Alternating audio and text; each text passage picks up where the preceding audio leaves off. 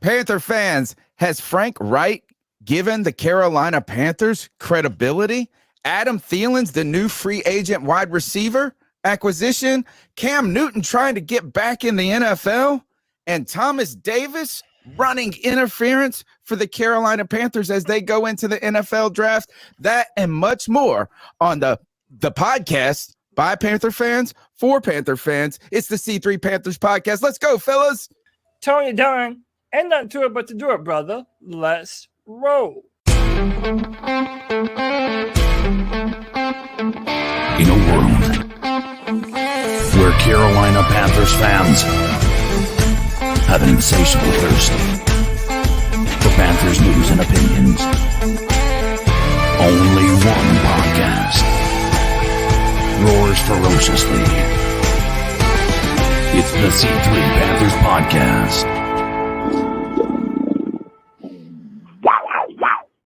You heard it, folks. It's the C3 Panthers podcast brought to you by CarolinaCatChronicles.com, where every Tuesday night we chop up the latest Panthers news and opinions from the fan perspective. We've got a fantastic show for you tonight. There's a ton of news from the Carolina Panthers building an offense that's ready for a rookie quarterback.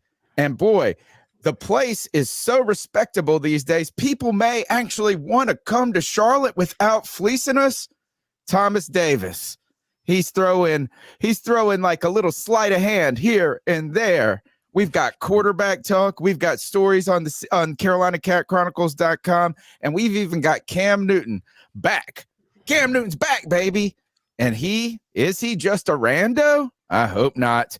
Man, I'm going to do all of that with you guys. But first, my wheelman, Cody Lashney. What's up, my brother? Tony Dunn. The draft cannot get here fast enough, man. The battle of Bryce Young versus CJ Stroud is raging on the internet. Fans are more opinionated now more than ever. You have media pundits throwing their names in the hat on who's the number one, who's the number two, who the Panthers are going to take, or are we going to trade back? There is so much to discuss on tonight's edition of the C3 Panthers podcast. You know, there's nowhere I'd rather be on a Tuesday night than sitting here with my boys hanging out, talking about Panther football. And you know we're going to hang with the best damn Panther fans in all of YouTube. You already know what it is. 910 Panther fan, Drew, our Denard Ramsor, Joey the Blind Panther, Trooper with the Tuber 24, Chuck Duru Ihoma, what's up, bro? Dan Floyd, David Screws, D's Ill Skills, Lynn Leonhardt, Michael Davis, Panther Gal 73, Panther Pickle, Underground West, and YB Jordan. Apologies if I missed any names. That's a long list. Tony Dunn, ain't nothing to it but to do it, brother. Let's roll.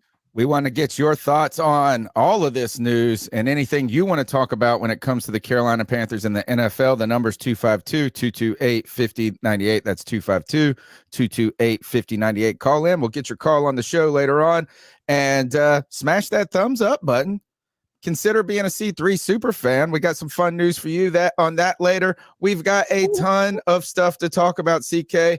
The press conferences. Boy, oh boy. They are not shying away. We getting a quarterback, and they getting ready to start that damn quarterback. Well, here's the thing: is what I'm happy about is they're not doing what they're not acting like we're ignorant, right? They understand we are aware that they are going to be taking a quarterback. It's not even a question. We know this. This is not news. This is something we are aware of. So that's something that I'm excited about, that they're actually treating us with some sort of understanding that we have a level of intelligence that understands that they are taking a quarterback. That's what they're talking about. What I do like is that they aren't shying away from describing what they like about these guys. And you know, at the end of the day, being honest about the reasoning they went with this trade, getting DJ Moore involved in that trade. It was all very enlightening, but also I think many Panthers fans are coming away feeling like this is a much more improved coaching room, front office than what had been in years past. So it's honestly, at this point in time, I'm just excited to see where we're going. And we've got a little over a month, and we're going to know a lot more about the trajectory of this franchise. Don't forget, we're going to have the 10th live C3 live draft party, NFL draft party, where this one's going to be lit. This has got to be the coolest one so far. The number one pick in the draft, the pick of the litter. And when asked about if this was added pressure picking number one, Frank Reich said, not at all. This is actually giving us the opportunity to get our guy, and who that guy is. We've got a lot of thoughts on that matter. Bryce Young, CJ Stroud, maybe even somebody a little more not confrontational. What am I looking for? Questionable. No, Yes, like how about that? Upside, right? We got that a lot of audio, and it turns out Frank Reich has got the secret recipe for these quarterbacks. It's that extra crispy Kentucky Fried Chicken recipe, and it's proprietary to Frank Reich and the guys. Greg, welcome back to the C3 Panthers podcast. It's great to see you again. Thanks, man. Always a fun time. Tuesday nights is the best night to be here. And, I got to ask y'all, because this is where I'm at. Like, do y'all feel like we're being disrespected by the media right now? I feel like Carolina made a big trade to move to number one, and all I hear about is Chicago.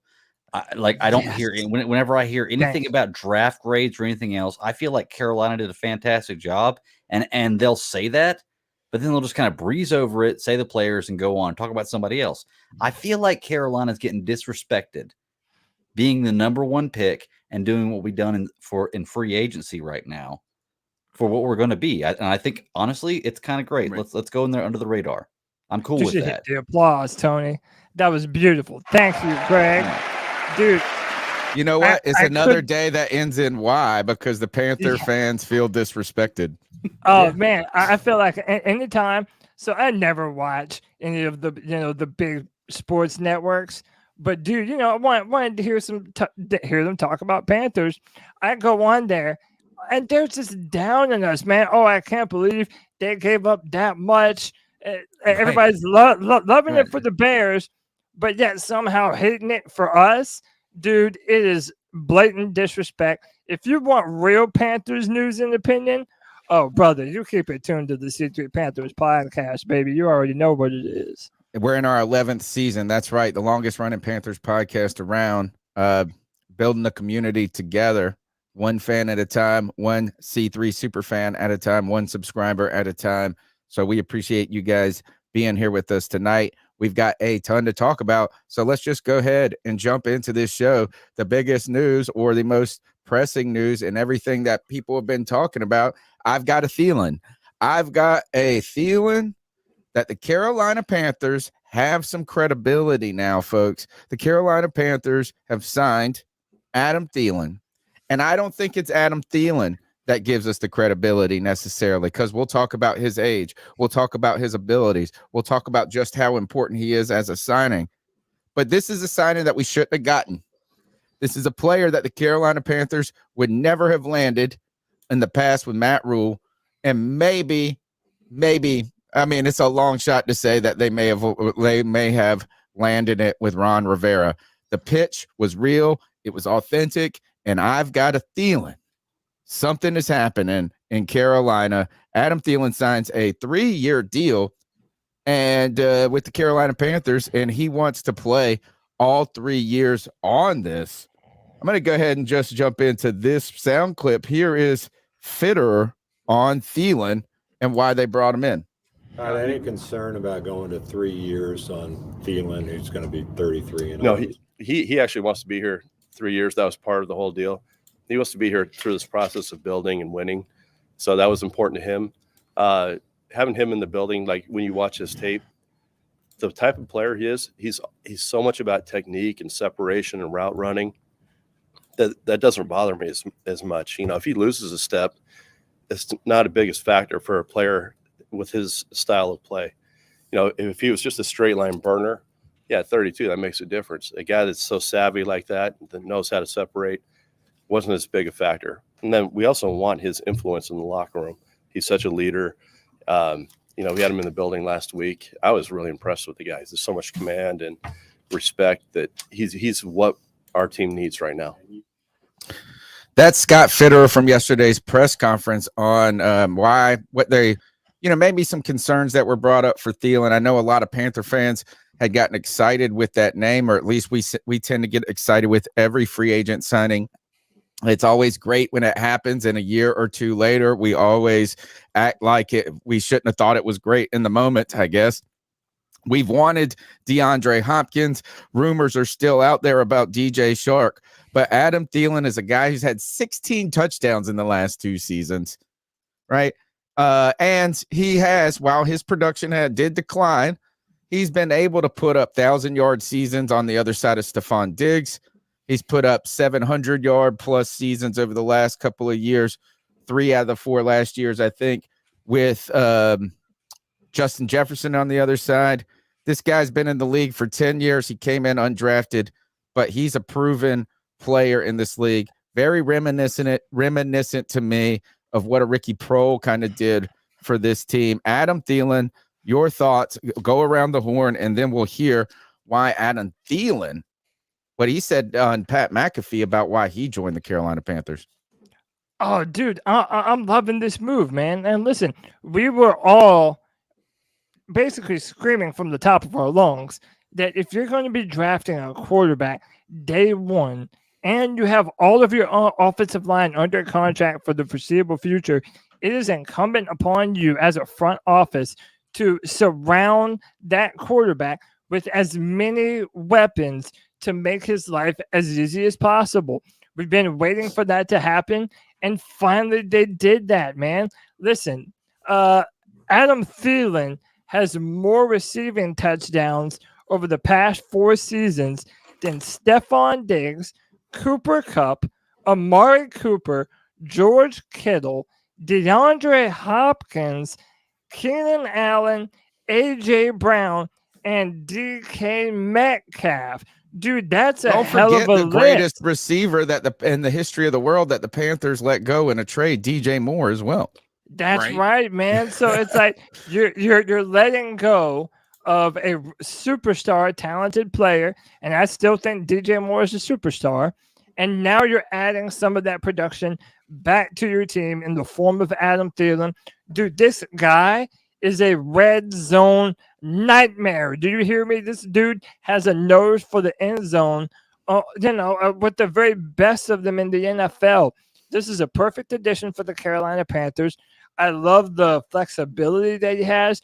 You're going to be able to line him up in the slot. You're going to be able to move him outside. There's so many options available to Thomas Brown, our new offensive coordinator, and Frank Reich, and how they decide to use Adam Thielen. I'm pumped, and I'm on cloud 9. This is a fantastic move for the Panthers, and I'll pass the mic here. I don't think we're done yet, boys. CK, how you feeling? Listen, and I love the Ricky Prohl, that comparison. Somebody who's going to help a rookie quarterback understand what they're seeing. He's going to have, and when you look at what people say about him around the league, this guy has one of the best route runners. He's one of the best route runners in the entire NFL, right? So he's going to be able to create separation just based off of technique alone. He doesn't need to be the speediest guy. He doesn't need to be some super athletic guy. And I think that's what you need with a rookie quarterback who is looking for a guy who's going to be open quickly, because he might be one read for a little bit. He might be, 2 reads for a little bit. And you've got to make sure that security blanket is on top of it. And that's what I think this signing really does for a guy, that will be drafted number 1 overall. So I'm thrilled with it. I don't think it was that bad of a lot of people were talking about that we overpaid for him. I think that this was a front-loaded contract, and like Cody said, I think that this leaves a lot open for us to go after somebody else, be it in the draft or in free agency. Shout out to my brother Joe Riolano in the chat, co-founder of the C3 Panthers podcast at CarolinaCatChronicles.com, and my best friend in life. Right, Joe, love you. Also, wish the best to your family. And he says he likes the Ricky Prohl comparison, but now hit us with a dose of reality, Greg. Well, it's so funny you say that because that's exactly what I'm going to do. Like, listen, I like the Adam Thielen signing. I really do. I don't want people to think that I don't. However, you have it. yeah. Nice. Yeah. I do. However, this doesn't fix our wide receiver Sure. problem. It doesn't solve us. It doesn't give us number one, I guess. And for me, I wanted to sign a number one.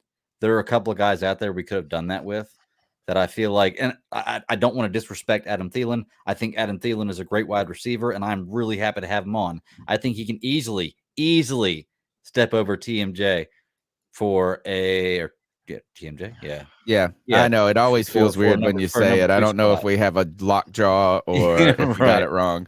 For a number 2 spot, but I feel like we slightly overpaid for him, but it's okay because we've opened up a little bit of room, and this is a position we needed to be filled with a pretty decent player. He's more proven than Terrence Marshall Jr. I want us to solve this number 1 spot because as much as I love Adam Thielen, he's not a number 1 wide receiver. And while he'd be great for a rookie quarterback, I would love to give this incoming rookie quarterback the offensive line we have with a decent tight end we just picked up and a number 1 wide receiver.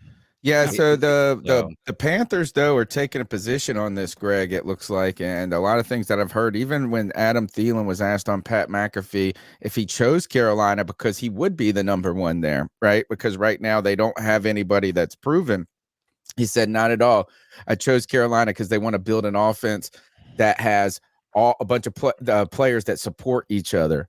And here's the thing. I do agree with you, Greg, is having that big X factor receiver or whatever the letter is, I'm pretty sure it's X, and that guy who can just take over a game early, Larry Fitzpatrick, Steve Smith at the peak of his career. Right now, you're talking about a Stephon Diggs. You're talking about a Justin Jefferson, those types of a Tyreek Hill. Yes, those players are wonderful to have, but those players don't win if there's not a complement around them. True. Right? If a complementary group of players. We saw the Panthers in their history do poor with complementary playmakers on each other. They went too small and cheap on receivers. Then they overcorrected by getting the biggest, giantest, fat receivers in the league, right? And then every time they tried to swing and get back, instead of thinking complementary, and I think Adam Thielen, what he can do is what he offers to this is not only production, right? The ability, like this type of playmaking is built off of route running, savvy veteran, a guy that's been in the league who looks like he stays healthy. He says he is in the best shape, not of his life, but he came out of last season without any injury, is a guy who can complement other players. You get a speedster, right? And he can offer the ability to give that mid-level receiving threat, right? Is the 8, the 7-yard receiver, right? He can play the slot. He can play the X. He can play the Y. And what I think he offers is if we get that guy, Greg, maybe we get him next year in next year's draft. Maybe we get him at 39 this year. Maybe we go and get a young player, but he can be a mentor to a bunch of groups. Maybe if Cody Lashney has his way, Terrace Marshall Jr. is that player. Yeah. This is the type of guy who can mentor them. I think what you say here is his role on this team and the importance what he can do with this staff goes far beyond just on the field. Cody, agreed. Man, we should not have gotten Adam Thielen. Yeah. You know, and the reason why is he had never hit free agency before. Right. He announced this. He announced that he never even intended to visit Carolina. He wanted to be on a team that could win. On top of that, we could not pay him or any of these guys the type of dollars that are going to strap us forever. Right? So, we can't woo him with the money. We can't necessarily woo him with a championship on the horizon. And somehow we still landed this guy. We still landed him. And I think this is just the latest example in Frank Reich's gravitas, his presence, the old ball coach the guy who's been around the league, who can get Jim Caldwell to join his staff, has now gotten a guy like Adam Thielen to join the Carolina Panthers. And here is Adam Thielen on the Pat McAfee show talking about just why he chose Carolina. Well, and to be honest, I probably wasn't going to go on a visit there unless it was because of Coach. That was the reason why I went there, because I've had respect for him for a long time, just from afar. You know, playing against him when he was the Eagles offense coordinator, seeing what he did there, and then with the Colts and the teams that he kind of put together there. His ability to spread the ball around and get a lot of guys involved and to move the ball, you know, do some of the RPO stuff. I'm a big fan, so that's why I went there. And then when I left the building, it was hard for me not to be excited, just because, again, they're ready to win and they want to win and they have a plan. That was the biggest thing going there, is like, what's your plan? And it was very clear that they have a plan to win, and win now and win the big prize. You know, it's not just get through a couple of years and see how the rookie does. No, it's their plan to win. Hey, you walk in that locker, you're doing a full. Dude, I love it, man. Me too. I love it. And dude, this was very controversial. And by the way, every other fan of every other team is like going under every Twitter post like, oh yeah, right, the Panthers aren't doing shit. They're not going close. anywhere. They're not going to win. Yeah. Listen, man. Adam Thielen walked in this building not expecting anything from us. Basically only coming here out of the pure respect for our brand new head coach, Frank Reich. And he walked away saying, I feel there is a real chance to win a Super Bowl. A Super Bowl, damn it. What is more important than a team of guys that believe they can go all the way? And that's what this man provides to the locker room. He has that type of belief in the situation that he's coming in, into this, you know, Panthers organization that has such a bright future, man. Have the number 1 overall pick at in the NFL. You know that we're gonna go quarterback. We have he mentioned how good the defense was in that interview.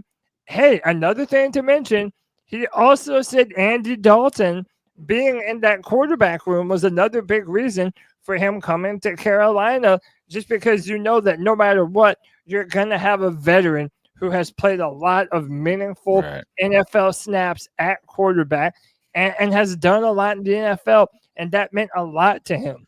I mean, think about all the different quarterback coaches that we have on staff that have a ton of experience. Josh McCown, Frank Reich was, a former quarterback. You know, we have the great Dom Capers here in the building. We have the type of people and the type of staff to build a winning culture that Carolina has had so abundantly in the past. Adam Thielen is feeling it. That man is feeling it, if you know what I'm saying. I love it, bro. I want to highlight this comment. Flying High 1789 says, feels nice to have a real NFL coach again. And this is truly what I want to kind of really focus our beginning discussion on. The Thielen topic is about how Frank Reich and his staff adds a real authentic credibility that has been lacking under the fraudulent Matt Rule. And really, honestly, you could argue that this is really, it's attractive. Here, let me give you, there's three, maybe even 4. I'll give you 4 points, 3 at the minimum, of why I believe we can see that Frank Reich has added a level of credibility that we have been unfamiliar with really in a long time, or maybe ever, honestly. Number 1 is this. Frank Reich in his press conference comes out, and he was his first press conference when he accepted the job. He was confident. He had a clear vision of how he wanted to do the job and what he wanted to do.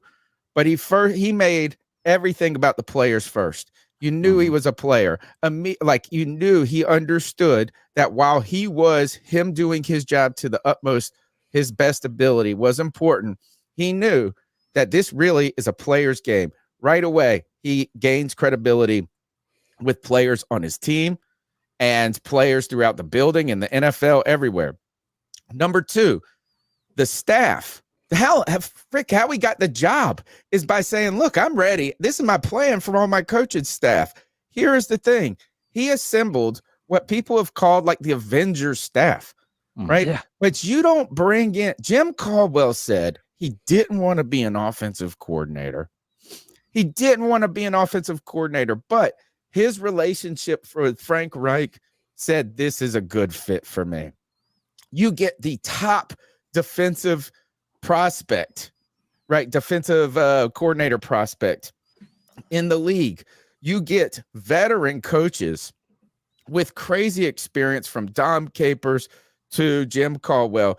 That screams credibility right there. Screams credibility. He even said this, and you want to talk about a guy who knows football. Man, he said this when he was talking about, he's like, oh, yeah, I was hanging out with Josh McCown. By the way, some people were thinking he could land a head coaching job at one point. He said, yeah, we just talked ball for 2 hours. It felt like, oh, shit, this dude, these guys really, really know football. Here's my next point. He got enough credibility with Tepper, with Fitterer, that they felt comfortable enough trading to the number 1 pick in the draft to get their quarterback. They feel confident that this is the guy and the time that can help them make the right pick. Next, Adam Thielen. He said he didn't want to even come here. Yeah. And you know what? It was Frank Reich's plan.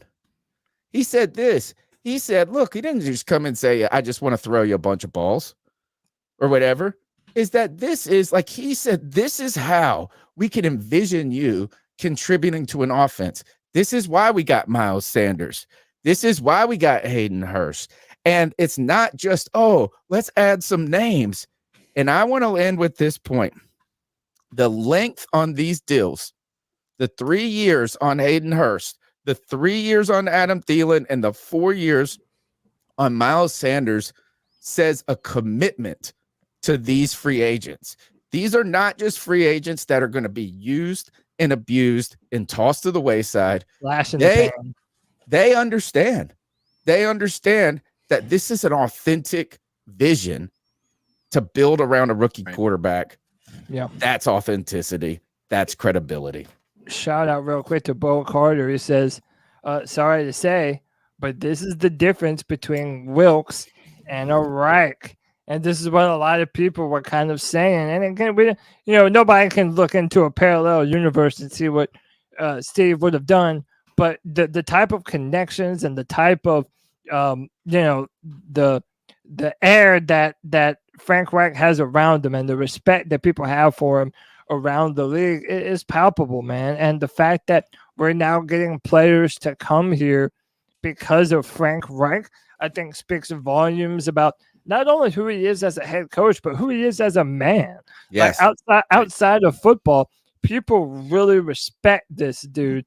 And by the way, when we say that Carolina has a family atmosphere, but let me tell you, they already feel it, because even Adam Thielen's little babies are feeling it.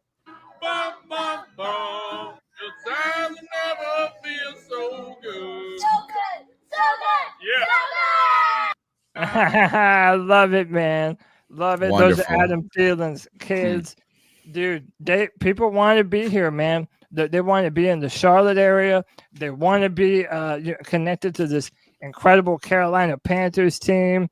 Man, we're doing something right, man. I don't remember the last time I felt not only this excited as a fan, but where I felt like, for the most part, all the fans around us shared that same excitement, man. Dude, it's a great time to be a fan of the Carolina Panthers, baby. Yeah, I don't even say. I mean, I know it's excitement. Look, I mean, hell, I feel like I'm running on highest octane tonight. Good Lord, I've been excited in so many, but it's an ease, it's a comfortness. I've talked about this a lot. What's up in the? What's next? What do we got up next? Yeah, up next on the docket, and again, this kind of goes to what I was saying earlier. I don't think we're done.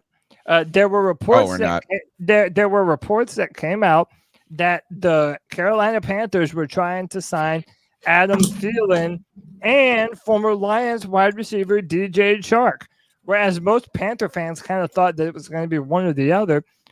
Fitterer's like, no, man, we're trying to load up on the weapons. Then DJ Chark subsequently went on Instagram and started following damn near every Carolina Panthers player with an Instagram account that there is, man. He followed Shaq Thompson, J.C. Horn, Jeremy Chin.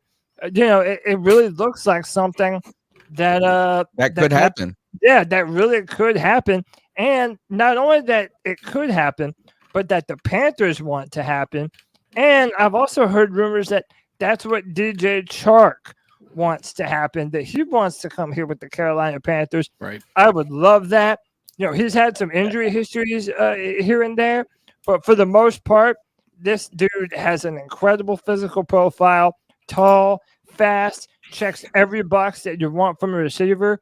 Dude, that would be absolutely incredible for the Carolina Panthers. CK, I heard on Pat McAfee today when they were talking to Adam Thielen. I guess it was today or yesterday's show, whenever they had him on. I just watch it on YouTube whenever I'm sitting around. He said, he asked Adam Thielen if he was doing some recruiting.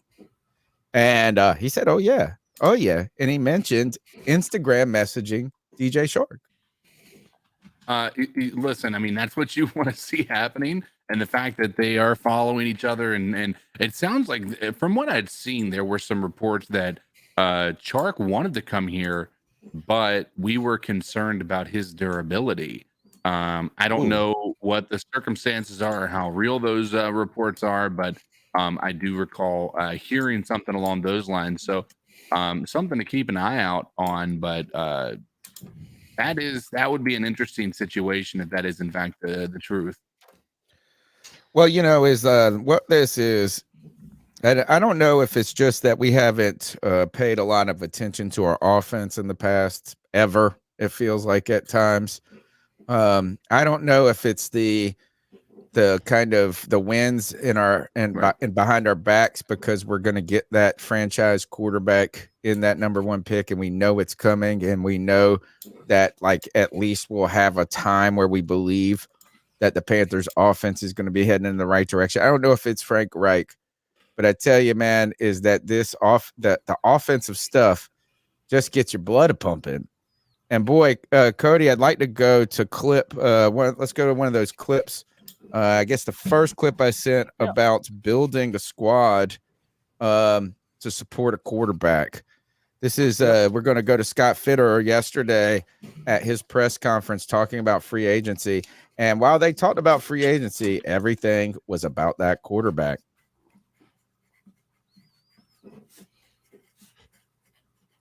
Oh, my bad. Oh, it's okay. I guess we need sound, huh? I know. I clipped this on YouTube, so we should be all right. You're not going to make a move like that without having that pretty much, man. And well, now we're going through the process of talking to the players and really getting to know them. You know them as players starting back a couple of years when your scouts start, watching these guys, evaluating them. We had a snapshot at the combine where you get 18 minutes talking to them.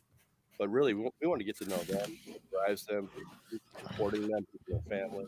So this is an important time to go through this process. But we do feel good about the group up top. This is your off-season approach and everything you do now that you're 1 versus 9. We could go ahead and cut it there. This clip right here is discussing how they would not have traded up if they had not believed that one of these quarterbacks was the real deal, right? But they are also committed. Let's go ahead and pull up the next clip.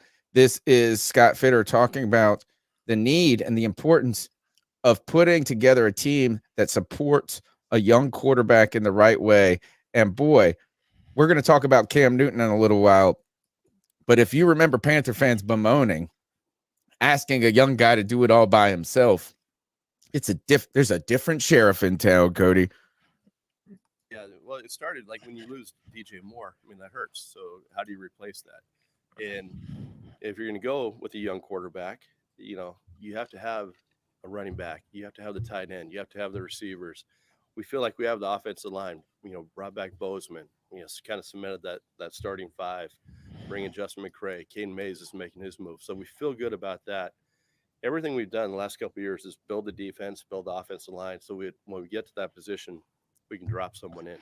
We're in that position right now. But what we wanted to do in free agency is surround that person and then go into the draft, not having to force anything. We don't want to have to take a certain position at 39 just to take that position.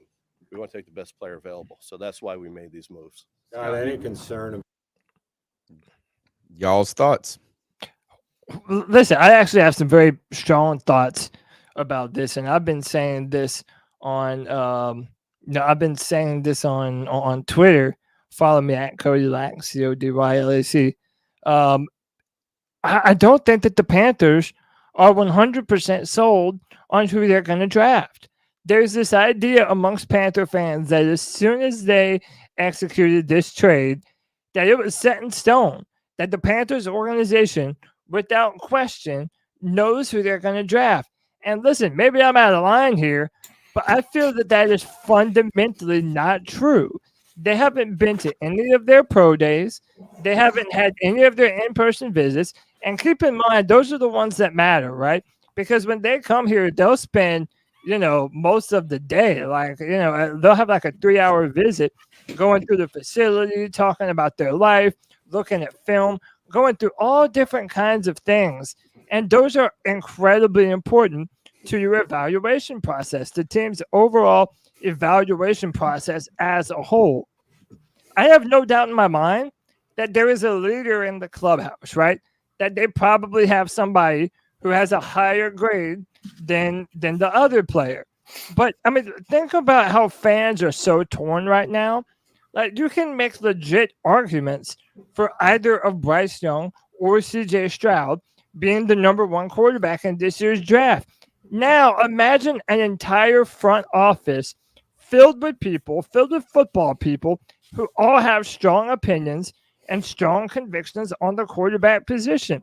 I guarantee you there are people inside that building that love CJ Stroud. I know Josh McCown is one of them. Then I know you're going to have people that love the processing ability of a player like Bryce Young. So in my mind, the idea that the Carolina Panthers know right now on March the 21st who they're going to be drafting on April 27th, I'm sorry, but that's absurd to me, man. I don't think that they're sold on either one of them yet. They can't be, and they shouldn't be. I think that we're kind of splitting hairs a different way, though. I'm not saying they know exactly which one is it going to be, Stroud or Young. They're going to pick, and they're set in stone yet. They talked about like how these visits are going to be important. There's still a lot more to get to know and helping them make that decision. I just feel that they're confident that one of those two players right there, and if you want to expand it, is what they're saying is they're confident that they can get a franchise level quarterback in this draft, and it's not a reach.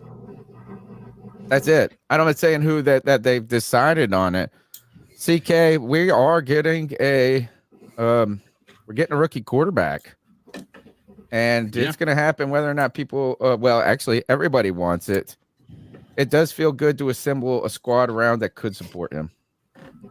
I mean, that's the thing is, if we can get a group of guys together that make his life easier, I think that's going to be a recipe for success. I mean, especially if this guy is going to be starting week 1, which by all the things that are said in this press conference, this is the intention. This isn't going to be a scenario where maybe it's Andy Dalton starting. Like, from what they're stating, Andy was brought in to help a guy start from day one.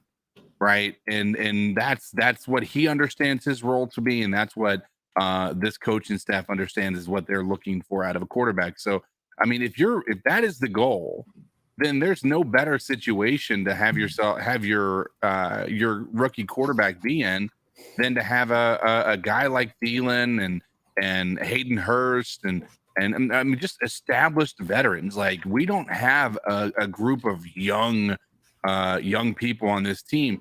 And TMJ being able to grow with a rookie quarterback, I think is an incredible opportunity for him to show what he's capable of doing. Too many times, I think he's been given the short end of the stick, if you will. And so now it's going to be his opportunity to show the world what he's actually capable of doing. At the end of the day, Cody, they might not have the guy selected right now or like set in stone. but this is the most important pick not in Panthers history. This is probably the second most important pick in Panthers history. We've had the number 1 pick one other time. We've had the number 2 pick where we got Julius Peppers. This has been the most important pick in the Carolina Panthers franchise since the Cam Newton pick. Cody Lack, right now there are 2 people who are in the running. I want to shout out at D's Skills. Go to CarolinaCatChronicles.com and check out his most recent article, picking the Reich quarterback, Young versus Stroud. These are the 2 names. Before we get into some of the meat and bones or the meat and potatoes of his argument, these are the 2 guys. These are the 2 names, are they not? Without question, they are. I mean, in my mind, yeah, it's without question. And this is kind of attaching to the previous point that I just made. In my mind, when you moved up to number 1, or if you're the Carolina Panthers and you moved up to number 1, it guaranteed you the right to choose one of those 2 young men, either CJ Stroud or Bryce Young. Now, whoever that ends up being, fine. But it guarantees that you're going to get your pick. No matter who you end up valuing more highly, it's going to be between those, and you'll guarantee yourself the right to be able to grab them.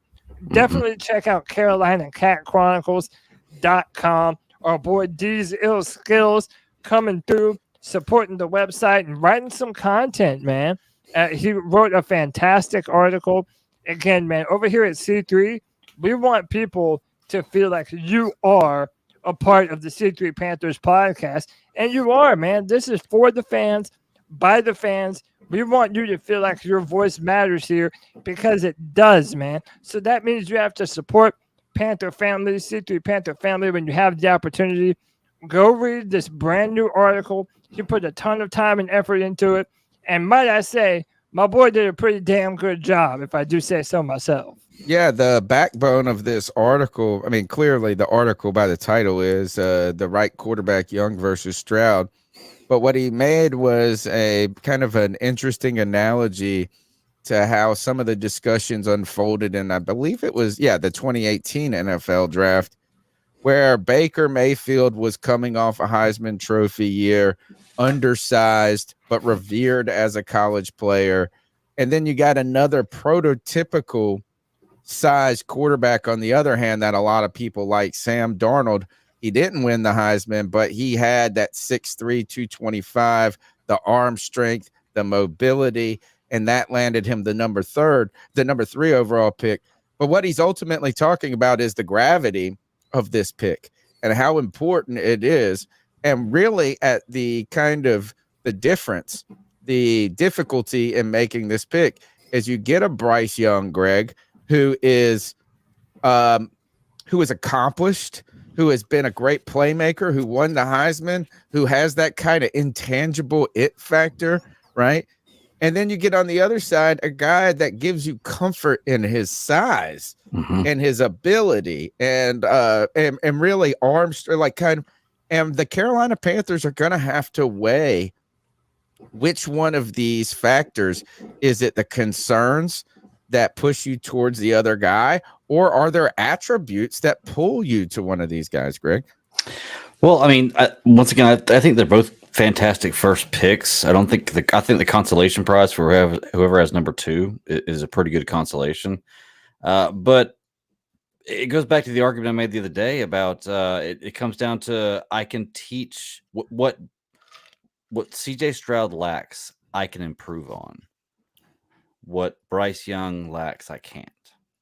And I'm not saying that Bryce Young lacks, it's like going to be a terrible quarterback. He may end up being the best quarterback in the NFL. And it's why I lean more to CJ Stroud, is because I can improve CJ Stroud's faults, if any.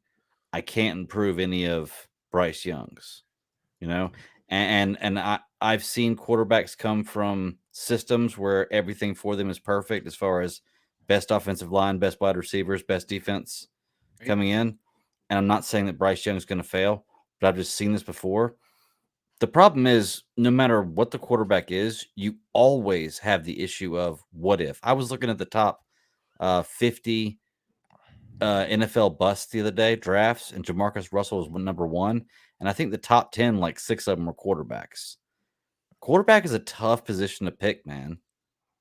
Yeah, and you know what? The number one pick overall is either a franchise Hall of Famer or a bust. Mm-hmm. You can't be a pretty good quarterback and be number 1. Yeah, I mean, just ask Jared Goff. Just ask even Baker Mayfield. Well, and I mean, is that Baker had some success in a terrible place, but Jared Goff is a prime example. Was Matt Stafford number 1 overall? Yeah, he was. Yeah, but I mean, he won a Super Bowl, but you could have said the same thing for him until he went to the Rams. So, Tony, I've got some pretty good breaking news. Our boy Just Don't Care just gave out 5 gifted subs to 5 special people to become a C3 super fan, man. That's incredible. Wow, that's awesome. Just Don't Care. We love you, buddy. Everybody hit that like and subscribe. And listen, hey, there's no better time than right now for me to drop this little tidbit.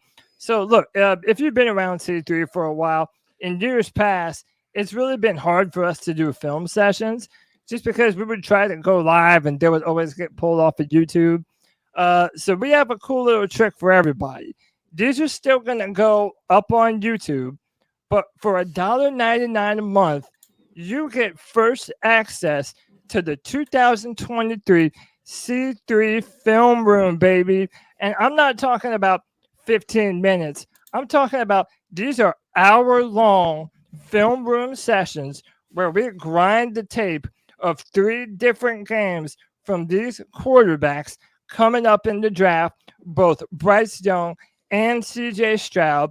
We're going to have it where these videos are going to go up for all the super fans first, and then later on, they're going to go up on YouTube for everyone else to watch. But if you want to see these before everyone else, dude, all you have to do, hit that join button, join the C3 Panthers fandom for only $1.99 a month, a bunch of film sessions. We just did Bryce Young. We watched 3 separate pieces of film for Bryce Young, and we're going to do more on Bryce. We're going to do more on CJ. We're going to try and do some edge rushers at some point. We're going to do some receivers. Man, it's going to be incredible. If you love to crunch the film and you really want to know what separates the number 1 and number 2 quarterback in this year's draft, hit that join button, baby. Support the C3 Panthers podcast, and we're going to have a good time doing it, baby. That's good news, people. That is good news, people. And you know what? It's a small way to support the show. $1.99 a monthly donation gets you, some small loyalty things. But really, it's a way for us to continue to grow the channel, particularly. And I know anything that people give is a lot in this difficult time. Boy, the inflation's hitting me incredibly lately, so I know it's like that on everybody. So a little bit rather from a lot rather than a lot from a little is a great way for us to continue to band together and build this community. Another way you can support the show, smash the thumbs up button, subscribe, and even call in at 252-228-5098. Now, this story and the discussion for the next month or more, actually, it's about a month and a week. How long? We got to start doing a countdown, I guess, to the draft. If somebody could tell us how many days to the draft it will be. It's going to be, is it CJ Stroud? Is it Bryce Young?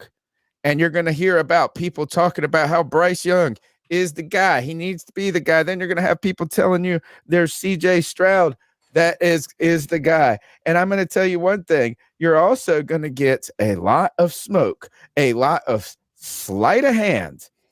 And boy, are the Panthers engaged in all types of deception and potentially luring old players in, legends to run interference. Here's Thomas Davis talking about the Carolina Panthers and who they are going to pick at number 1. And you look at Bryce Young, you look at his resume. The kid was a Heisman Trophy winner last year for a reason. And then when you put guys around him like Alabama has. He played in the SEC, the highest level of competition in football, in college football. I just think that he's going to come in and he would fit well in Carolina if they were going to draft him. But like you said, DJ, I don't think that he's going to be their pick. I think it's going to be a very, very surprising pick in Carolina. Whoa. But, I mean, I will say this.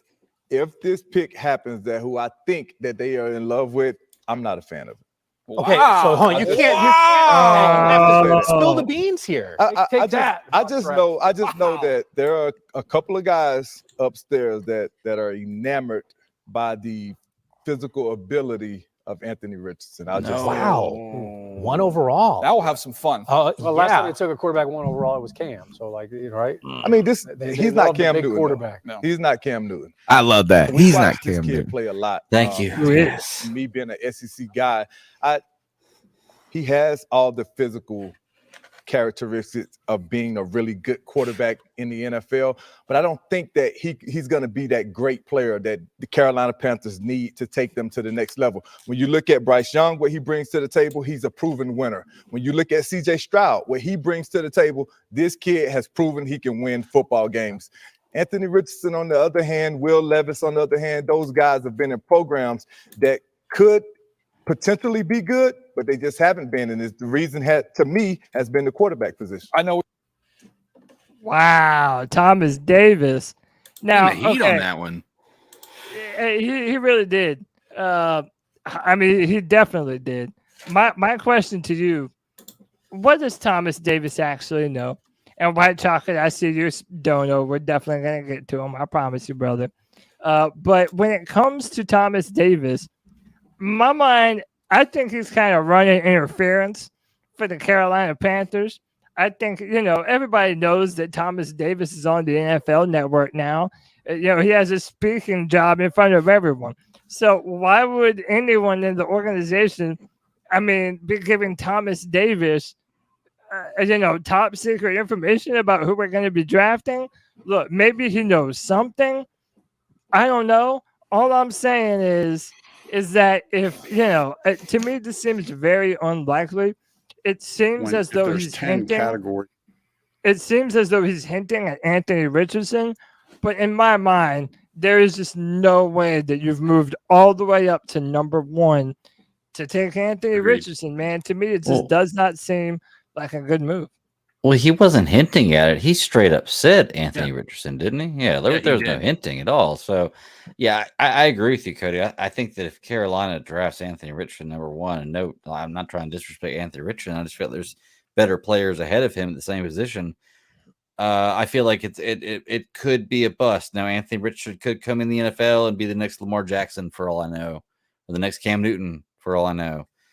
But I just feel like, based on the information we have, he's not the best selection for number 1 for Carolina. Yeah. CK, you want to jump in before we read some super chats? Dude, I think that if we moved up to 1 to get Anthony Richardson, I think there'd be a lot of people. If we had gotten him and moved up to like 4 to do it, I don't think you're going to have a lot of people upset about it, right? Not everybody's going to be like jumping overjoy.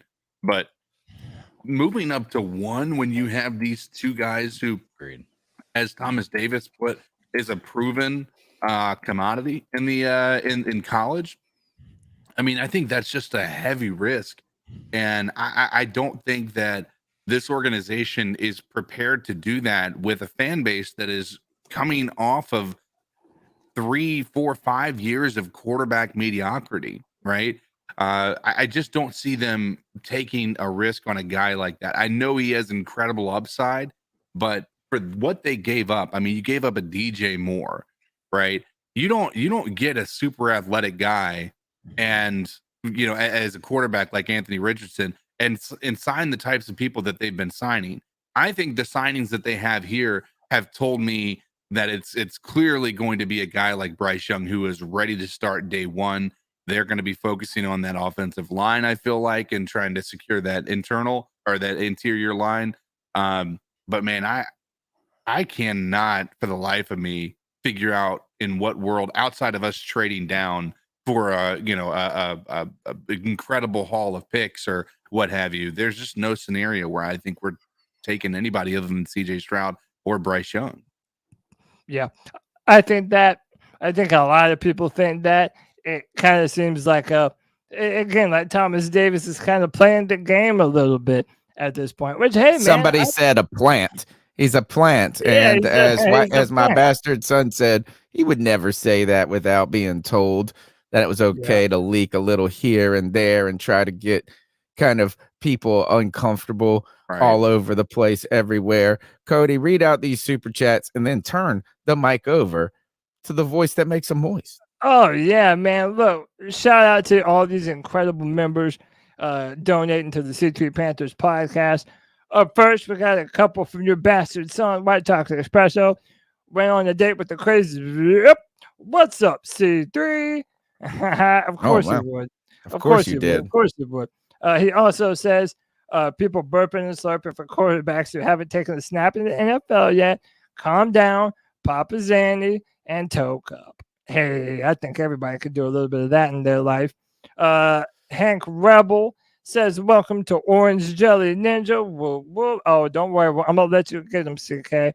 Rare Gamer 99 says the discussion about short quarterbacks isn't new. A modern version of Eddie LeBaron and Doug Flutie would be absolutely deadly in the NFL. Appreciate you, Rare Gamer. White Chocolate again with the 199 says he wouldn't say this unless someone told him to do so. Yeah, I mean, I could definitely see that point. Terrence Ingram says if we draft AR-15 at 1, we're going to riot. He's not terrible, but we could have stayed at 9 for that. Keep pounding. And listen, I told my boy CK he could get back to it because we got a brand new member. Give him them pipes. Ladies and gentlemen, we have a brand new member of the C3 Superfan Club. We want to welcome Orange Jelly Ninja. For joining the club, we want to say we appreciate your support. Anybody who has joined in the past, who will join in the future, we thank you. And you are a part of an elite group of human beings who have said we want to help support C3 for $1.99. All the super chats, we love all of you. Thank you so much. Welcome Orange Jelly Ninja to the Superfan Club. Welcome Orange Jelly. And look, we got one at the last minute, so we might as well read it. Forest City Kitty says, welcome to Carolina, Adam. Love the show. Keep pounding. Appreciate you, Forest City. Let's talk about that debate about the size versus Stroud. That's what we should say. It's size versus Stroud is a way to think about it. If this has been a discussion throughout the NFL history, it continues to be one. Here is Frank Reich when he's asked about how they weigh these kinds of things when evaluating a quarterback. If there's 10 categories that you look at in a quarterback or any player for that matter, the real question is not how to evaluate each of those categories. That's part of the question. A big part of the question is how much are you going to weight each of those categories. So they're all a factor. Everything's a factor, but ultimately it really comes down to being a playmaker, being a guy who can make plays all over the field. And that happens a lot of different ways. You weigh that stature piece of it. Yeah, that would be like giving the proprietary formula for Kentucky Fried Chicken, right? I'm sorry. I don't know why that just came out like that. Not that I want to put my evaluation of quarterbacks, on that level of, no, but that's what's unique about every club, right? We all weight it slightly different. We all weight it slightly different. And so just excited to dig into these guys. Frank has been, look, he's been cool. Look, he's so nice. He apologizes when he doesn't even say anything wrong. He's like, oh, I'm sorry. I wasn't trying to be a smart ass. And you're like, well, that's actually a great way of describing it. You don't give away the secret sauce, baby. Yeah. You're not going to show your hand right now. We can't show our hand. Thomas Davis, thanks for doing that magic, the sleight of hand for us, baby. Look, can we just go ahead and play the one with David Newton? Because, dude, you want to hear it? Yeah, dude, listen, you have to give credit to Dave Newton. He wins. Whether you love him or hate him, he always produces the best soundbite of every single press conference, dude. I'm on your team, Tony. He knows what he's doing. Yeah, you think Frank Reich has been winning these press conferences? David Newton remains undefeated. How many of the 4 quarterbacks you guys have targeted are you comfortable with that could be the guy? Like, really? Is that like, really? That's a funny question. I think they're all have really good traits. I think they all have really good traits. Out of the 4 guys you've targeted, how many are you really targeting? Who is the guy? David Newton once again asking the heavy hitting questions, bro. You guys play him, think he's a fool. He's playing all of y'all. That's hilarious, man. Dude, how do you not love David Newton at this point? Dude, even if you don't like his questions or you don't like his antics, dude, the fact that we get moments like those, it makes every press conference a can't miss press conference. He's undefeated. You don't know what he's gonna say. And dude, you know what? I think the people in the staff and on the team, I think they like it. I think they like him. Who doesn't? Oh, I mean, you know think what? There's plenty of people out there who would put him on the category of people that they don't want asking questions. I mean, he's invincible, bro. He is invincible. Do you know how many times people try to get this dude fired? They tag ESPN. They do all of this. David Newton ain't going nowhere. This dude gets more clicks than anybody. Sure. He's the man, dude. By the way, we've had David Newton on the podcast before. We're definitely going to try and get him on again. And dude, he was cool answering every single question that we asked him. Like, every single thing. So shout out to Dave Newton. He's awesome. Did you have another clip that you wanted to play, Tony? Nope, that's it for right now. I want to kind of keep moving through the show. We're doing a great pace right here. I want to remind everybody that the number is 252-228-5098. We want to get your thoughts on this. We've got a lot more to cover. We've got to talk about Cam Newton still. We've got news around the NFL, but we got to get some calls in here, Cody. Yeah. I feel like let's take a couple of calls before we give them what they really want, which is a little shame in their game. Oh, let's do it, baby. So what are your thoughts on catcalling? Yeah, it's pretty you shouldn't do that to somebody. And how did that make you feel? Very uncomfortable. So how do you think catcalling makes the person feel? It feels good, like. Who's that cat sitting in the back corner with his face buried in his nose? Who's that kid that can use one? Yo, C3, it's JJ. I'm calling this week more so because the media just can't be serious. They don't like us, do they?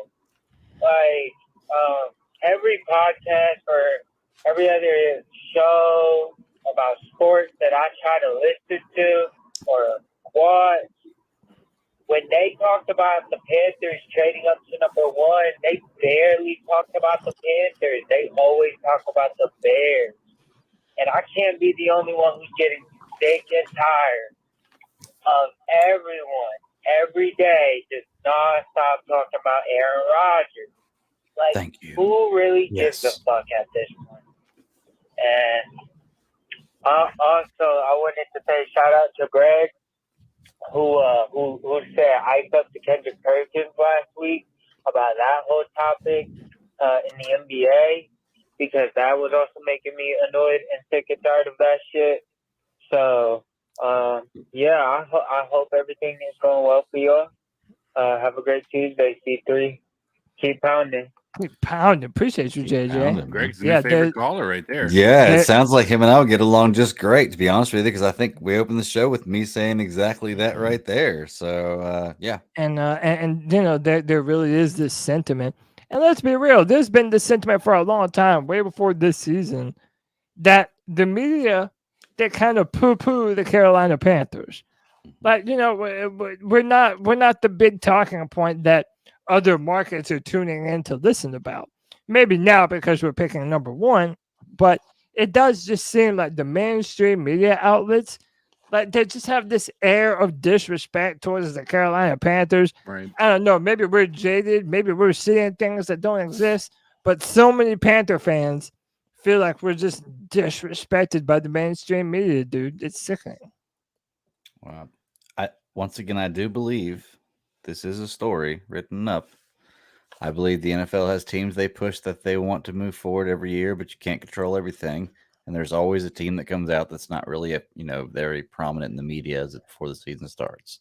So maybe Carolina is meant to be that team. But I know when we traded for number one, I couldn't wait till that Monday to get to hear NFL shows that came out that Monday to talk about Carolina trading number one, and all they talked about was Chicago. Yep. And how Carolina lost. And then through everything we picked up throughout the rest of the week, all I've heard about is other signings everywhere else. I haven't heard anybody talk about Sanders coming to Carolina. Nobody's talking about Thielen. Nobody's talking about Bozeman. Nobody is talking about Carolina stuff in the media, but that's okay. Because usually when that happens, we come in we're and pretty have a good good season. Yeah, we're pretty good. Yeah. I think the thing that just I think what's irritated, I won't say irritated about me. I'm just I don't even look at the national media hardly at all anymore. I go to YouTube for even my political news, it feels like, and getting involved with people that I learned maybe start to trust, or I watch for other different reasons because I don't trust them. But I think the thing that's just driven me crazy about this whole damn thing, from fans to not our fans, but other fan bases and that national media narrative, is that we overpaid for this number one pick. And I just don't understand that argument. And that's where I think what Greg is saying, what JJ is saying, does really have some validity in this case, because if this is San Francisco trading up to 3 and whatever the hell they had to offer for Trey Lance, brilliant. Planning ahead, right? I mean, like other people, this was not an expensive deal to move from 9 to 1 as quickly as we did. Mm-hmm. And the fact that they turn it to questions like, did the Bears fleece the Carolina Panthers, this and that, that's irritating, CK. Dude, I expressed disinterest of that, pretty early on. Busting with the boys. They had this tweet that they put out, and honestly, kudos to them. And I put this out in my tweet. Like, it's a marketing thing, right? You're out there. Who are you going to cater your market to?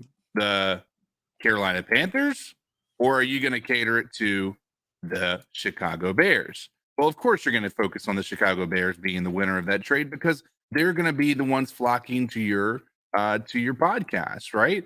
So at the end of the day, they're probably winning because their subscriber count is going up, because the Bears fans are like wanting to hear more about how they think that they just fleeced the Carolina Panthers for this trade. When in all reality, just like literally days, if not weeks before this trade, Bears fans were 100% confident if they were going to trade with the Panthers, they were getting 3 first-round draft picks, DJ Moore, Brian Burns, and every draft pick we have this year, right? And it wasn't the case. Like, it just wasn't even coming close to that type of a compensation. But yet, here we are. We're the ones that got fleeced in this entire thing, where now we're going to be potentially getting our franchise quarterback. Did we pay more than I think many of us want to have to worry about paying? Sure. But we've also been without a quarterback for 5 years, right? If we get a quarterback, as Cody has said multiple times when it comes to trading away picks for a quarterback, it is absolutely irrelevant how many picks we've traded away to get the guy. If he turns out to be the guy, we're not going to look back at this moment and say, man, I wish I had those picks back.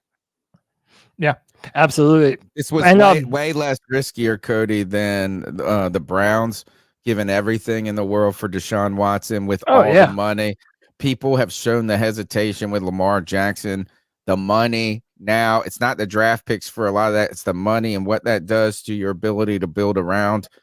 They didn't overpay for this. And it turns out we've gotten a little bit more information.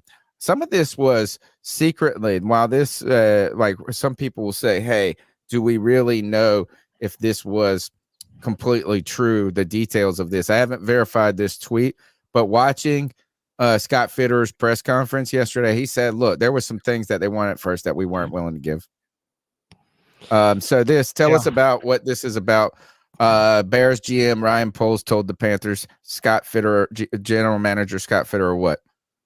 Yeah, so apparently the rumor is GM Ryan Poles said to Scott Fitterer, if you want to close the deal right now, give me one of these three players. He then requested J.C. Horn, Brian Burns, or DJ Moore. And the question they pose is, did the Bears fleece the Panthers? And no, I'm sorry, C-Dog, I got to disagree with you, bro. But no, I think we fleeced them. Look, man, I love me some DJ Moore, and I am so incredibly grateful for every single thing that DJ has done as a Carolina Panther in his time here. But let's be real, man, we barely ever had winning seasons with DJ Moore.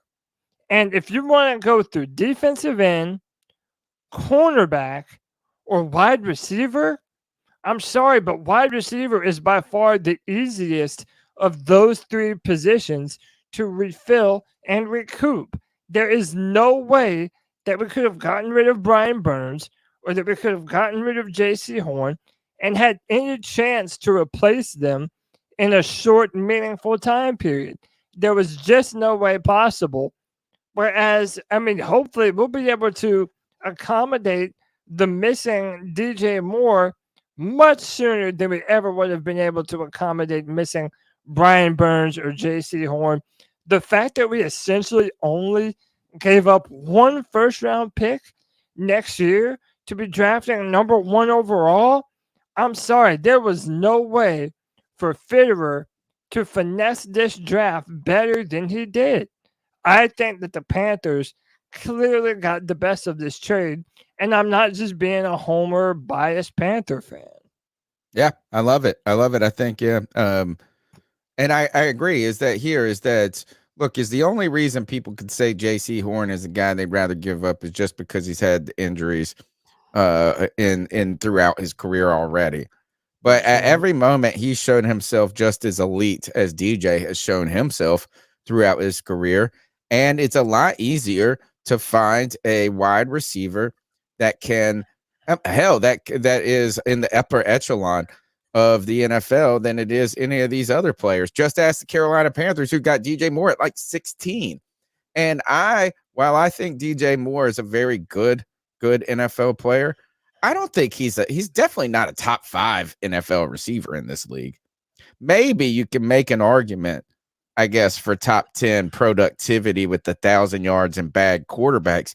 A lot of people are going to give a lot of ifs and buts. But you know what? What do you always say, Cody? Ifs and buts. Hey, I'm messing up. If my aunt had nuts, she'd be my uncle. And I've been hearing that since I was 10 years old. Let's go to another call. The number's 252-228-5098. 5098. This is our good old friend, Panther Pickle, and secret friend of G Baby. Hey, this is Panther Pickle. Let me tell you what, boys and girls. If you think you know exactly what the Panthers are doing, you're screwed. You don't. Because the Panthers know absolutely nothing of what the hell they're doing or who they're drafting anyway. They know what they're doing. They just don't know who they're drafting. You know what? This goes right down to the same story that I said yesterday all over Twitter, earlier this week anyway. One thing is purely evident. That Panther top is split in two. I believe that some folks in that organization, Scott Fitterer being one of them, absolutely love Bryce Young. They love his intelligence. They love they love the intelligence he shows on the field and everything about him. But I think the coaching staff, particularly Frank Reich, has always enamored higher, taller quarterbacks. And I believe that is the difference of the two. I do believe there is a contingent in that fan, the coaching staff or the front office somewhere that likes Anthony Richardson. Now, who that pick is going to be, I don't know. I really don't. I don't even think right now they know. But they're in the process of rolling it down. They'll go to every single pro day involving these 4 quarterbacks. And I think they're only going to go to Will Levis's pro day just to say they showed up to it. But one thing about it, Panther Pickle will always be a Panther fan. You will not see me slamming my door and walking out. I've been with that organization before the organization was an organization, and I damn will be there till the day I die. Let me tell you. God bless you, and keep pounding. Keep pounding. Great call, Pickle. And hit that damn like button, fool. Come on, man. Hey, Get him. Pickle bringing the fire tonight. Let's go, Panther Pickle. Man. Let's go back to the conversation of CJ Stroud and Bryce Young. And I'm going to tell you this is I felt like this is each and every week until the draft, somebody was going to be able to make some sort of pitch to me that's going to pick from one player to the other, right? So I'll be CJ Stroud today, and then I'll be Bryce Young tomorrow, and then I'll switch back and forth and back and forth. Yeah. But I've kind of tried to convince myself at first that the reason I like CJ Stroud and maybe was underestimating Bryce Young was because of that comfortableness, that ease that comes with that size versus the risk that comes with the smaller statue. But I tell you, the more and more I listen to CJ Stroud talk, I see, people breaking down his film and discussing him. I don't really believe that my decision, my like for CJ Stroud is based on his size. I think he has the intelligence. I think he has the ability that is comparable, if not arguably, a better than a Bryce Young. And here is Chris Sims on why he is the only quarterback that he believes is tier 1. He's the only quarterback. He's the only quarterback in tier 1. So to Chris Sims, there is a clear number 1 quarterback in this draft class. Yeah. And that quarterback is CJ Stroud, Ohio State. CJ Stroud is beyond blown away from what I've saw. I knew it was good. Blown away when I turn on the film and you start to dive into it. Blown away to where the film to me and everything I've seen, I go, this is as close to Joe Burrow as I've seen coming out in the draft here. I mean, when you just talk about great decision-making, right? Quickness. I mean, that was Joe Burrow. Oh, boom, read the coverage. Boom, oh, ball goes here. Oh, hey, first guy's not open. Boom, as I'm looking to the second guy, I'm getting ready to throw, and it comes out, and bam, it's flawless. I throw the ball. And then when you talk about hitting the bullseye on a consistent basis, CJ Stroud's ability to make high-level throws and just drop the ball in receivers' pockets, hit them in the chest, wherever, it's off the charts good. That is Chris Sims on, and you can go on the 33rd something podcast, and they're on YouTube, and it's all old GMs and professional old coaches.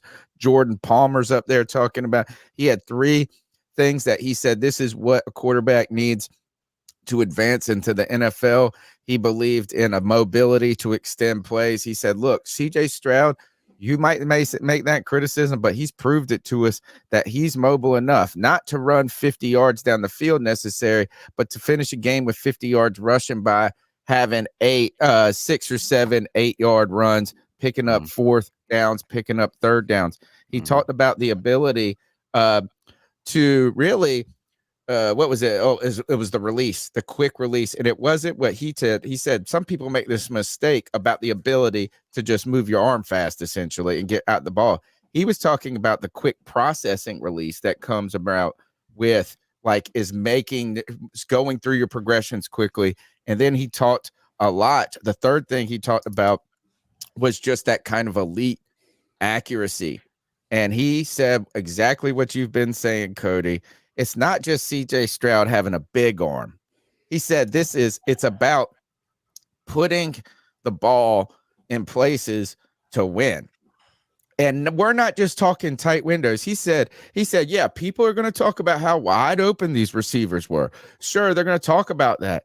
But the thing is he's putting it where these guys are not holding up. I mean, he is hitting them in stride, and he's making them even look more open than they really were. Other quarterbacks that don't have that feel, that touch, that accuracy, they're going to have to slow down. They're going to have to come back. They're going to have to try to speed up. He's making his receivers look great. He really does, man. I mean, he throws the type of ball where it's like you couldn't go up to the receiver and hand the ball to them any better. Like he puts the ball in a spot where the defensive back trying to cover just has no chance of even getting their hand on the football.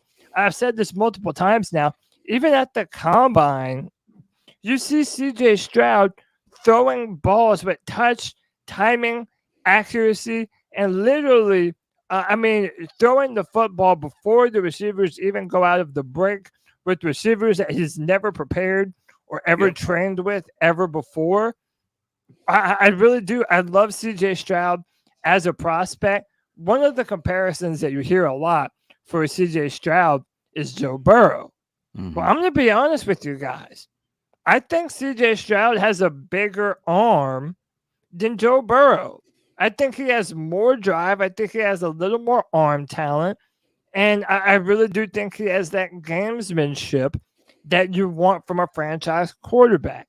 Now, you're going to want to see more at the next level because that Georgia game is really where he had his most complete performance ever.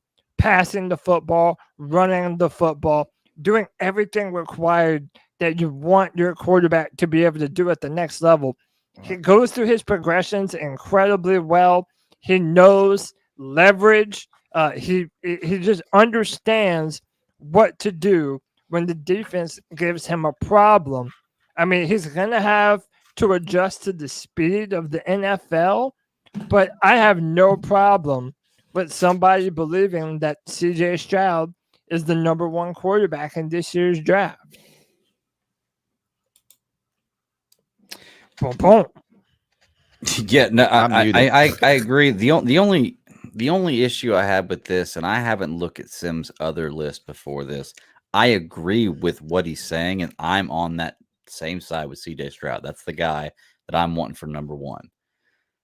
I just don't understand how Hendon Hooker and Thompson Robinson move up to this 2 and 4 spot or 3 and 5. Who's Thompson Robinson? I don't. That's what I'm saying. He played for UCLA. There have been in the 5 spot, tier 4. But He's see, look right at the tiers though. Don't look at the numbers. Look at the tiers. Right, tier 1, tier 2. Tier 3. So tier 3 is physical attributes, but project, right? Tier 4 is probably who knows what that may be. When it comes to Chris Sims, though, historically, sometimes he's been a little controversial, but he's been kind of, I think the only one that he has been really wrong on is saying Zach Wilson. But also, it doesn't look like that class also at all has really turned out. Who was the best? Trevor Lawrence, baby. Oh, Trevor Lawrence. Yeah. Is that, but who are some of the guys he's picked in the past that have been big time? And I tell you, this is go listen to him. Chris Sims talk about it, the full thing. He'll do 16 minutes on this. And I got to say, Chris Sims greater than Dan Orlovsky. Yeah. By the way, Dan Orlovsky is another person who does have CJ as his number one quarterback in this year's draft class. So, yeah. Go ahead, CK. I was going to say, I think Dan Orlovsky is a more genuine person with his takes. I don't think he has I'm going to pick somebody just or I'm going to have a take that's just going to be getting me clicks. I feel like we've had that with Chris Sims in the past. Nothing coming off the top of the dome, but I remember, there was a time when Chris Sims did some outlandish stuff that Panthers fans in particular were raising our eyebrows at. But nonetheless, he had Josh Allen ranked ahead of Baker Mayfield and Sam Darnold, which, remember, at the time, that was blasphemy. That was like, what are you even smoking, right? And then he had Justin Herbert ahead of Tua Tagovailoa. So it seems like a lot of his stuff is clickbait, but he has been right a good amount of times. Okay. He was definitely wrong on the Will Levis pick, no doubt about that. Especially Zach Wilson. Zach Wilson. Yeah. Zach Wilson, same thing, right? Will Levis, Zach Wilson. Yeah. But especially putting him over Trevor Lawrence. But listen, I do respect Sims opinion. You know, I like the way he looks at film. I don't have to agree with him all the time. And by the way, I'll say this too. Bryce Young has a ton of tremendous upside as well. To me, he's one of the best pre and post snap processors that I've seen coming out of college in a long time. And I do think the offense that he comes from and how much control he had over that Alabama offense is an ace in the hole for Bryce Young, considering that's going to be more NFL speed than what CJ Stroud was doing. So you can make a legitimate argument for either one of these guys being the number one pick to the Carolina Panthers April 27th of this year. But before we ever get to that, listen, man, there's a lot of people in the chat room right now, and we know you like to hear us talk about the Carolina Panthers, but there's one thing that we know you like even more. Talk to these freaks, Big Papa. Ladies and gentlemen, boys and girls of all ages, the Carolina Panthers are 1 month away from having a franchise quarterback. You've come here to the C3 Panthers podcast to talk about the signings of Adam Thielen, the press conferences, the news, the pundits, the rumors. But you haven't hit that like button yet? Well, I have one thing to say to all you absolute freaks. Subscriber shame.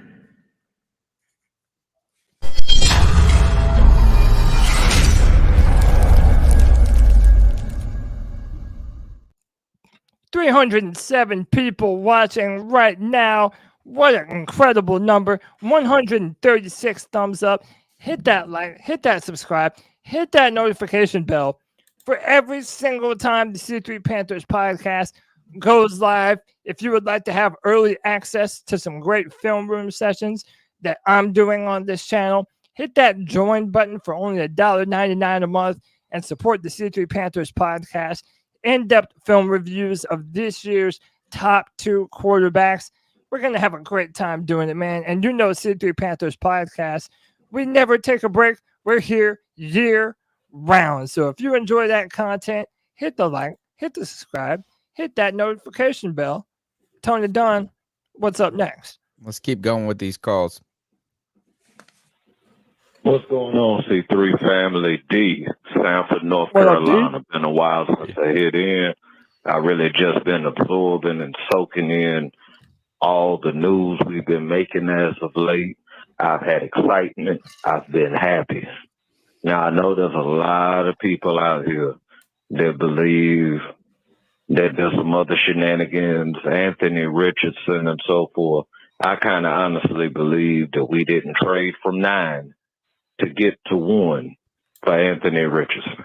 Now, I understand when we look at the measurables of him, he's nothing but a real-life creative player on Madden with 97, 98 speed, who's about the size of George Kittle. I understand that. That all sounds sexy and attractive, especially at number 9. But when we're talking number 1, and we're talking Bryce Young, CJ Stroud, we can't guarantee who's going to be great and who's going to be a bust. But we can also say in the same breath that these dudes have gave us a sample serving of a resume to make us think that our franchise could be all right for the next 4 or 5 years and beyond. So I am cool with that. I'm excited about Adam Thielen. I'm cool with Miles Sanders. I'm cool with all the additions, Deshaun Williams, so forth. It's just me, and I'm not trying to scare Panther Nation. But I remember like 1999, 2000, when Snyder was trying to make a leap with the Redskins at the time, and they brought in Bruce Smith and Deion Sanders and Brad Johnson at quarterback, and how horrible they were. And I don't believe that's going to be us. But me being realistic, well, not even realistic, trying to prepare my heart so I just don't get overwhelmed and excited and all of this great Pantherness that we got going on. But shout out to Frank Reich. Shout out to Scotty Fitterer. Hey, even shout out to Tupper right now, because at least right now we look like a legitimate team that knows where they're going, know how they're going to get there, and going to execute on getting there. All I want to say is keep pounding, and let's just pray for the quarterbacks that you want. Let's hope it's either Young or Stroud. If it's Richardson, I'm not going to be upset, but in the same breath, I'm going to be scratching my head. But just like any other thing, mad love to Cody, Tony, and the rest of the whole C3 family. Keep pounding. Hey, congratulations on the new baby that's on the way. Panther family just getting big and bigger. And I love how the podcast, just like a baby, continues to grow and get bigger. Keep pounding. Woo! Man, Call what a of call. the night. Man, Oh, the chat's all over it. The chat saying this is the call of the night. I got chill bumps. Man, the chat room is going crazy for that call. Man, appreciate the call. That was incredible, man. Dude, he checked off so many boxes. Yeah. I even love what he said at the end. He's like, hey, even if Anthony Richardson's the pick, he said, I'm not going to be mad. It's not what I would do. But, hey, you got to support the Carolina Panthers, man, and hope for the best. We love this staff. So, hey, dude, it doesn't matter who it is, man. If it's Bryce Young, CJ Stroud, or me and Wide Big Jordan's boy, Matt Money Corral, it don't matter, baby. We're going to pull for the Panthers no matter what. We are in good hands, better than we've ever had before. That's what it is, man. Appreciate you, D. That was a hell of a call. Yeah, incredible. Man, one of the best calls I've heard in a long time. Let's keep going. What's up, C3? Evan again here. I just want to come on and say, what's up, Evan? Beginning of the stream, I very much agree with you guys. I hella agree with you guys. We are being so disrespected by the national media, by the fact that most of them are saying we got fleeced when we did not, in fact, get fleeced. We gave up, honestly, I feel like, less than we probably would have normally had to for the number 1 overall pick.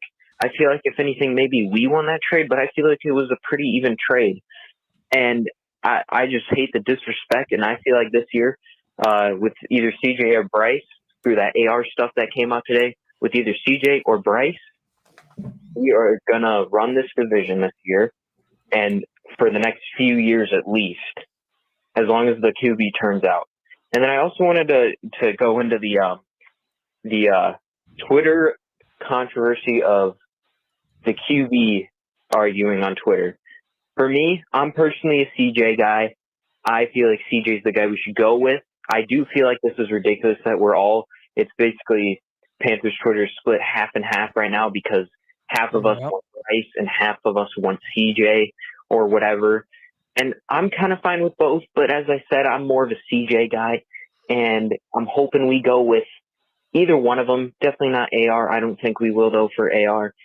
And yeah, I just want to come on and say that I think that we are being so disrespected by national media, and I want to give my input on the QB situation at number 1. But yeah, thank you guys for thank you for having me on, and you guys have a good night and keep pounding. Keep pounding. Incredible. The calls are incredible tonight. Love every bit of it. And it is tough, right? But you know what? The good thing is, going back to that credibility of Frank Reich. Frank Reich is developing a credibility with us as fans. So if we get, who cares what we think? If they go and pick Bryce Young, we're going to believe that they know what they're doing. Yeah. You know, if they pick CJ Stroud, we're going to believe that they know what they're doing. You know, and that's the good thing, is I feel good with who's driving the car. To add to that, Tony, a lot of people felt like Fitterer during his press conference. He was dropping clues towards Bryce Young because he talked about him drafting Russell Wilson before. I believe it was Joe Person. Maybe they asked him about what made Russell Wilson the pick, even though he was a shorter quarterback. And he said Russell Wilson never had batted balls at the line of scrimmage, and he did a good job getting the ball out of his hands. And he did all the things that you would want to see from a shorter quarterback. And by the way, Bryce Young only had 3 batted footballs all of last year. So that's another trait that kind of goes in favor of Bryce Young. And it is it does require mentioning that Scott Fitterer was a key factor in the Seattle Seahawks deciding to draft an also undersized Russell Wilson. So maybe that does play in Bryce Young's favor. Man, you better hold on to your horses, people. Pace yourselves, because we still have a while to go before April 27th. Don't tire yourself out. We've got a long way to go. Make sure you strap in for the long haul. Let's go to the next call. Hey guys, it's the girl that makes him howl, aka Joey the Blind Panther. And I wanted to suggest a quick thing about trading down, but not in the first round, in the second round. Dude, trade down. I would trade down in the second, or just trade out of the second altogether for D-Hop. I mean, why would you not do that? I mean, this draft is kind of thin in wide receivers anyway. We could use, we could use some defensive guys, like some linebackers and whatnot, but, is Adam Thielen good enough for where you wouldn't trade the 39th pick for D-Hop? Because, especially if you got a defensive player in that trade too. But I know y'all like D-Hop, and I know we need a little bit more help at our wide receiver. But you know what? Now that I said that, maybe with Adam Thielen, maybe you do take a flyer on one of these guys in the draft, and you don't really do that. But is any of the receivers good enough in this draft worth taking at number 39, or are the defensive players better? But I also wanted to shout out a buddy of mine who I met on Friday. I had talked to him in passing in the hallways at work and whatnot, but he gets moved to my department. His name is Alfred. Alfred, if you're listening, keep Bruce in mind. But he is also blind, and him and I work together. And I found out, through talking about the Panthers, because he's also a Panthers fan, he said, you sound familiar. Like, are you on a podcast or something? And I said, no, I'm not on a podcast, but I always call him the C3 podcast. And he goes, that's why you sound familiar. So I'm not the only blind dude that listens to C3. For some reason, he's not on YouTube. I keep telling him he needs to check us out on YouTube, but he might be listening to it on a podcast form. But anybody, CK, treat him to the voice that makes it moist when I get done with this call, as Coil Array's Players comes on and him and I talk like players. Anyway, guys.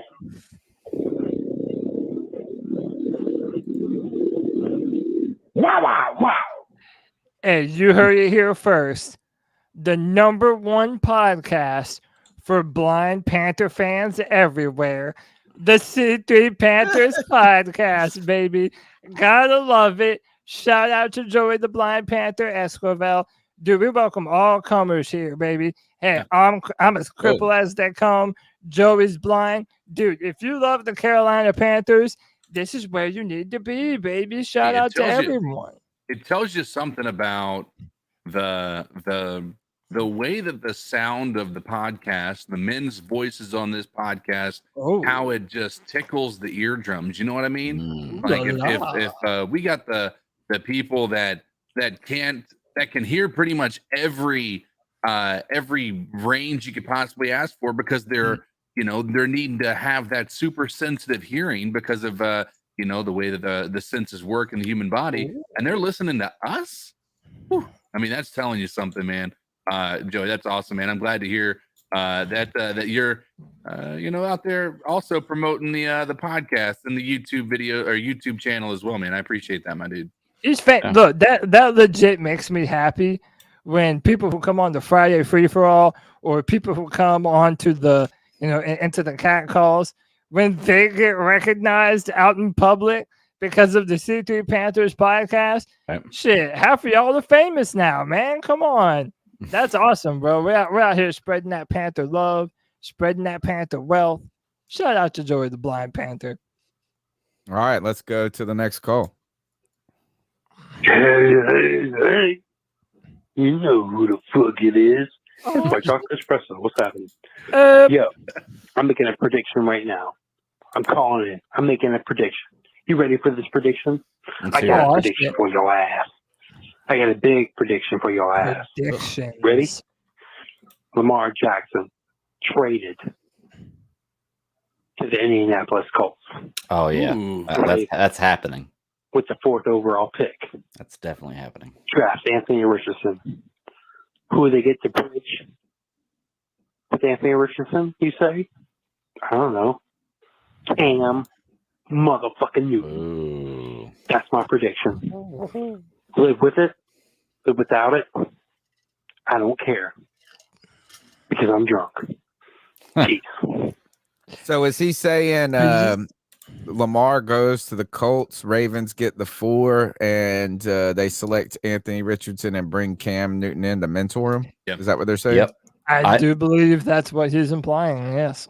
And I agree with all that. I just didn't think about the Cam Newton thing because I didn't know anything about Cam Newton until today. But now that he says that, that makes a lot of sense. But yeah, I agree 100% with all of that. I think the Colts are going to do that. My buddy's a Colts fan, and I like the Colts. They're kind of my AFC team. So, I mean, I would love to see them get Lamar Jackson. Let's talk about Cam Newton, who was in the news today. And beloved by Panther fans, always controversial among all football fans. And on top of that, still we're probably going to hear G-Baby call in and say how we need to get this guy. We should have gotten him in a Panthers uniform instead of Andy Dalton. But free agent quarterback Cam Newton threw at Auburn's pro day. His brother does play at Auburn. He played at Auburn, but Cam Newton was trying to do more than just support his brother. Cam Newton was vocal. He's trying to get back in the league, and he was trying to showcase his arm. He even was called out by some of the media, but my man went in there and said, look, give me an opportunity with a stable franchise, right, with a full offseason. Let me get a lay of the land, and don't ask me to just walk in there and play tomorrow. And I can show you that I'm not just a rando. Cam Newton today throwing, and a lot of videotape surfacing from everywhere that you can imagine. The Panthers Twitter was a hopping. I mean, I didn't get a chance to watch any of it. I saw that he threw a 50-yard bomb, but that was never the issue with Cam, right? Like it was he could make those throws at the beginning of the year. Right. It was always as the year went on that we had the biggest concern with his arm. So, like, even showcasing the arm talent at a pro day in the offseason after having had a lot of time off, I don't think that really quells the concerns that NFL teams have, NFL fans have, and you know that too many people have seen take place over the past few years with Cam Newton. I think that's a fair point. It has been about how the shoulder has held up over time, but we really, man, still, is that I don't know. Is that I think it just comes back to like people say that his last years in football were all bad. That's what you're going to hear Shannon Sharp say, this and that. It was the COVID year with New England. I think it was a short camp for him there as well. He got COVID in the beginning. He was balling out before he got COVID, but you're right. CK it slowed down, and it looked like the shoulder was still, and many people were using the terms cooked. And then you go back at a couple of years in Panthers with the Panthers, he was injured. He was injured, and again, people were questioning the shoulder. the last thing we saw with Cam Newton was in a very untenable situation under the Matt Rule era. I don't know. Is he cooked or not? Is I gotta love Cam Newton and I'm gonna root for him here. Right. Cody, anything you saw there, or any of you guys want to respond to what CK said? Well, I mean, look, we do this every year, and then there's also these Panther fans that they have it in their mind that Cam Newton's still coming back and that the Panthers are gonna want him. And look, man, even if Cam Newton has some good ball left in him, which, look, I still think he does. I agree with him. Cam put out this video saying there's not a bunch of 32 randoms better than me. And he goes out there and, he thinks that he's ready to go out there and ball. I think Cam has to prove himself, because as much as we Panther fans love him and think that he has the ability to do that, the NFL doesn't necessarily view him that way anymore. And in a way, it's kind of sad to me. Like, dude, it's like the mighty have fallen so far. And I feel like a lot of it isn't even Cam Newton's fault. He's been in such bad situations that a lot of quarterbacks would have never been able to thrive in. So I do feel bad for Cam. I would absolutely love to see this man get his chance and get his opportunity to play NFL football again and show that he still has some gas left in the tank. I don't know if that opportunity is going to happen for him, but no matter what, I'm pulling for my man Cam Newton, dude. No matter what he does on the football field, off the football field, I am not a fan of the Carolina Panthers if it's not for this man. Ace Boogie, bro. Numero uno. Number one in your hearts and minds. I love this dude. I wish him the best, man. Yeah, Cam Newton is one of my loves. One of my loves in life. The number's 252-228-5098. Let's keep pushing through with a question real quick with that. Yeah, please. What is the one thing we always say about pro days, though? Like, we fall in love with the people throwing these incredible passes and things like that, but it doesn't always. I mean, we saw Malik Willis do just exactly what we just saw Cam Newton do, and we all did the exact same thing. And Malik Willis is certainly not Cam Newton, right? So can we, what's the point of this pro day? I mean, outside of his brother, what is the benefit to him? What does he think is really going to accomplish? Because I can tell you this, just having workouts with NFL teams didn't have help Colin Kaepernick get back into the league. And I'm not saying those circumstances are identical, but that's I just don't know what this was intended to accomplish. Was it meant to show the public that he's capable of doing it, or is it meant to show the NFL teams that he can? Because I just don't know that the NFL teams are going to see this and say, well, you know what? You're right. We're going to go ahead and take another shot at you instead of what they're probably saying before that, which is, Cam Newton doesn't have it anymore. Well, I think it's an opportunity to show that his right arm and his shoulder is not dead. Like, one of the running kind of tropes the past few years is that Cam Newton's arm was shot, that he cannot push the ball downfield anymore, that he doesn't have that live arm like he used to have. And, I feel like there's a little bit of ego to this too. And Cam still feels like he has some good football left inside him to play. So he wants to go out there and, show NFL teams. And there were a bunch of NFL teams there that, hey, in a pinch, you could do a lot worse than Cam Newton. I mean, case in hell, point, the look at damn the 49ers. The 49ers last year were down to their, fourth string quarterback. They had Christian McCaffrey getting ready to suit up in a playoff game. Right. So you could definitely do a lot worse than Cam Newton. Can I ask you a question? Just everybody's opinion on this. If with this happening, is Cam Newton more likely to be on a team at the beginning of the season, or is his brother more likely to be on a team? Tough question. To be very honest with you, I don't know a whole lot about his brother. Like, I haven't seen this film. I probably should go and check it out. He also didn't go to Auburn, or he did, but then he transferred to William and Mary, and he played most of his college football at William and Mary. But Auburn let both of them go and show their stuff there at the pro day, obviously because of their connection to Cam. But I don't know. I really can't tell you too much about his younger brother.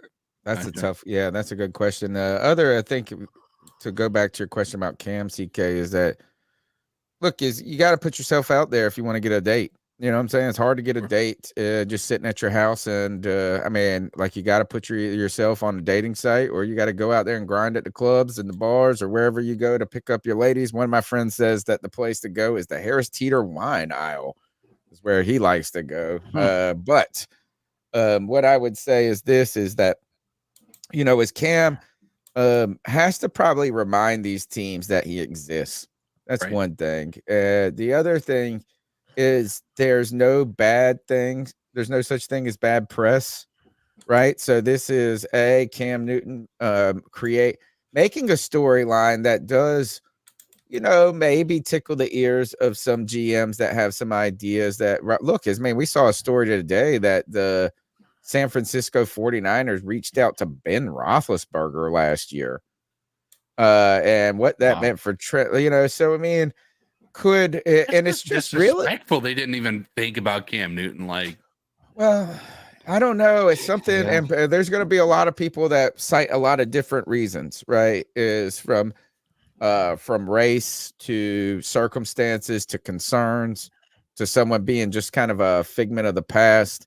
To him taking a million illegal penalties that never got called in the NFL. But here's the thing: it's like, you called, like, if your argument is Cam's arm is cooked, you're gonna call Ben Roethlisberger? I know. Like, I know. You want to talk about Tommy John surgery, bro? Like, this is not listen, I'm not sitting here saying that Cam Newton can do it, but if you're going to talk about him doing it over top of Ben Roethlisberger, hell yeah, I'd take him over Ben Roethlisberger right now. And that's no, you know, ill will towards what he was able to do in his career. But when there towards the end, the dude was not doing a very good job in this league. He was looking much worse than what Cam did in a lot of what he was showing there at the How much older is Ben Roethlisberger than Cam Newton? Way older. Like, he was in the same draft as Eli Manning. Yeah, man. He is like him, and going back to Phillip Rivers. But here's the thing too. I think with Cam, strangely, and I know some people will associate this with race, and I've long been believing that those are factors, particularly early on in Cam's career, about him having to prove himself in so many different ways. But I think it's more about the like how big Cam's he looms so large in any room that he goes into. He is a guy that looks cool, like is more athletic and looks cooler and awesomer than any dude in the room almost, right? It's like and it's just kind of hard, I think, you know, from his swag to his drip to his personality to the not the entourage, but all of the attention that kind of swirls around him, the discussion you have us like people loving, is that I think people get intimidated, particularly organizations get intimidated about just having him in the room, even if it's in a competition mode, if it's in a backup role. And you want to tell me you're going to bring him in to be a backup quarterback to a couple of these guys that he is probably singling out that he thinks he could be better in. And the first time they throw a pick, you don't think that people are going to be looking over and they're going to pan over to Cam Newton on the sideline. And, you know, it's just hard for him to be what do they call him, a jag? Yeah. You know, just another guy. It's like, it's just, it's antithetical to his ethos and existence. Yeah, no, that's a great point, man. Cam Newton, he does have this aura about him. But I do think one of his more underrated qualities is that he is a team guy. Yeah. Everybody who's around him loves him. He wants to uplift the people around him. And that's why he was so great as a franchise quarterback. He would score a touchdown and he would be celebrating for 10 minutes, smiling ear to ear, giving footballs to fans, making it an experience that nobody will ever forget. I do just think that's really important when you talk about this conversation, and he doesn't get enough credit, in my opinion, for being a team guy that all of his teammates love. They want to rally around him. They want to be the best versions of themselves for Cam Newton. And again, I'm not saying that Cam is going to go on another stretch and be a starter in the NFL. I don't know what's going to happen with Cam. But the circumstances that Cam Newton had to walk into, signing just before the year started with the New England Patriots during a COVID year, didn't have any continuity in that offense. Didn't take the vaccine, got a lot of all controversy, the vaccine yeah, stuff. and then now in retrospect, a lot of people are jumping on kind of not the whip, but you know what I'm saying? Think of the revisionist point that we get now. But also, then think of when it comes back to Carolina, that in the middle of the season, he's asked to come in because everything is such shit that the only thing that could provide a little bit of boost to this downtrodden franchise is to bring back the franchise quarterback of yesteryear that we gave the boot in the complete wrong fashion, brought him back in the middle of the year, and then blamed him when things went wrong. And then Matt Rule threw him under the bus. Right. So, dude, look, I'm as big a Cam Newton defender as there is, man. I hope he gets another chance somewhere.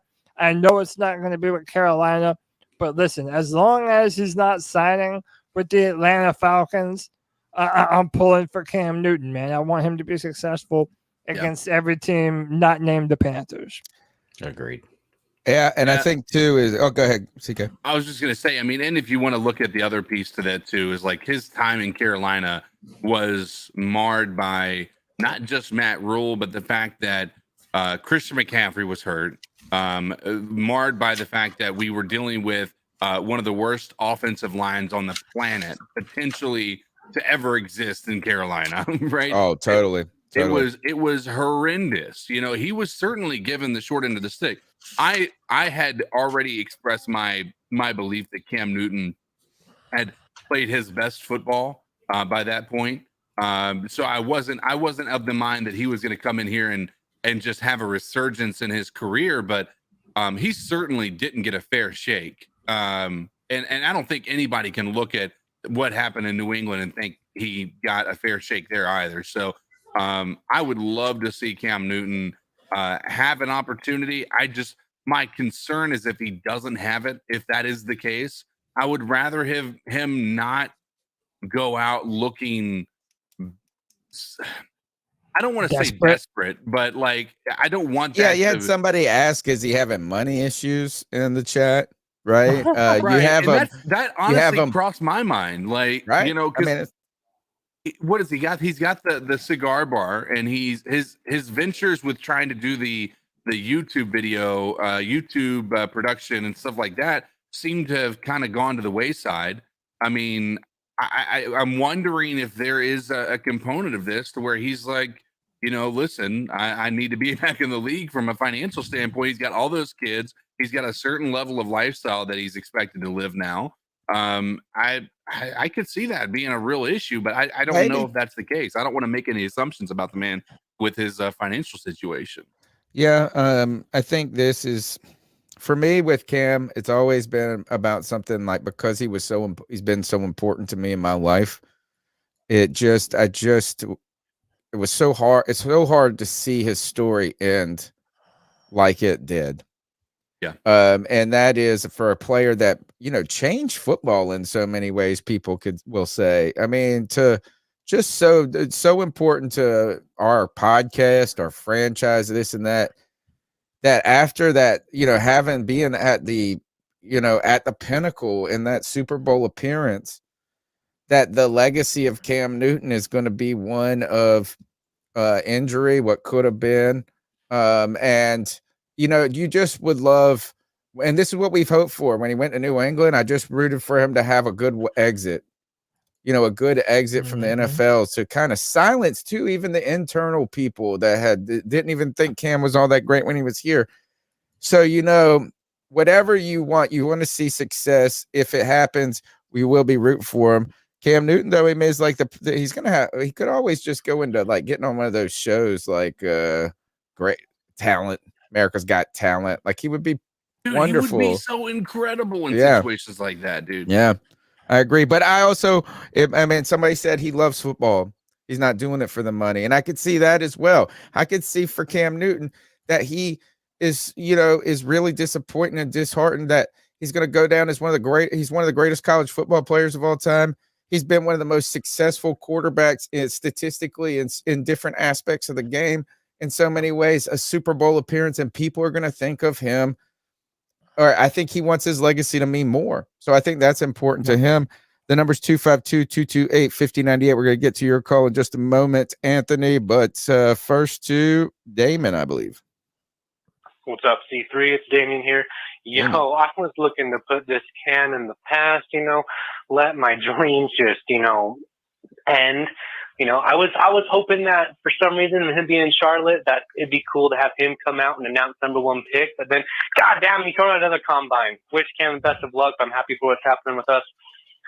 Damn it, we're not getting Dalton Kincaid, but Hayden Hurst is pretty damn sick. Yo, guys, I'm stoked. The free agents are sick. I don't think we're done with the wide receivers yet. Hopefully that's our 39 pick or still on that D-Hop train. Yo, C3, great podcast. Love you guys. Thanks for the call. Great call, man. Hey, real quick, I got like three chats from White Chocolate Espresso. Let me go ahead and read these right quick. With the 199, it says he was talking about the trade between the Panthers and the Bears. Couldn't it be a win-win? We get our quarterback and they get a wide receiver. And that's a great point, man. Like, it doesn't always have to be, this team pleased this team, or this team got the better at that team, or like all the jargon that you hear on the main time sports networks. No, sometimes you have a good trade, and I think the Bears got what they wanted and the Panthers got what they wanted.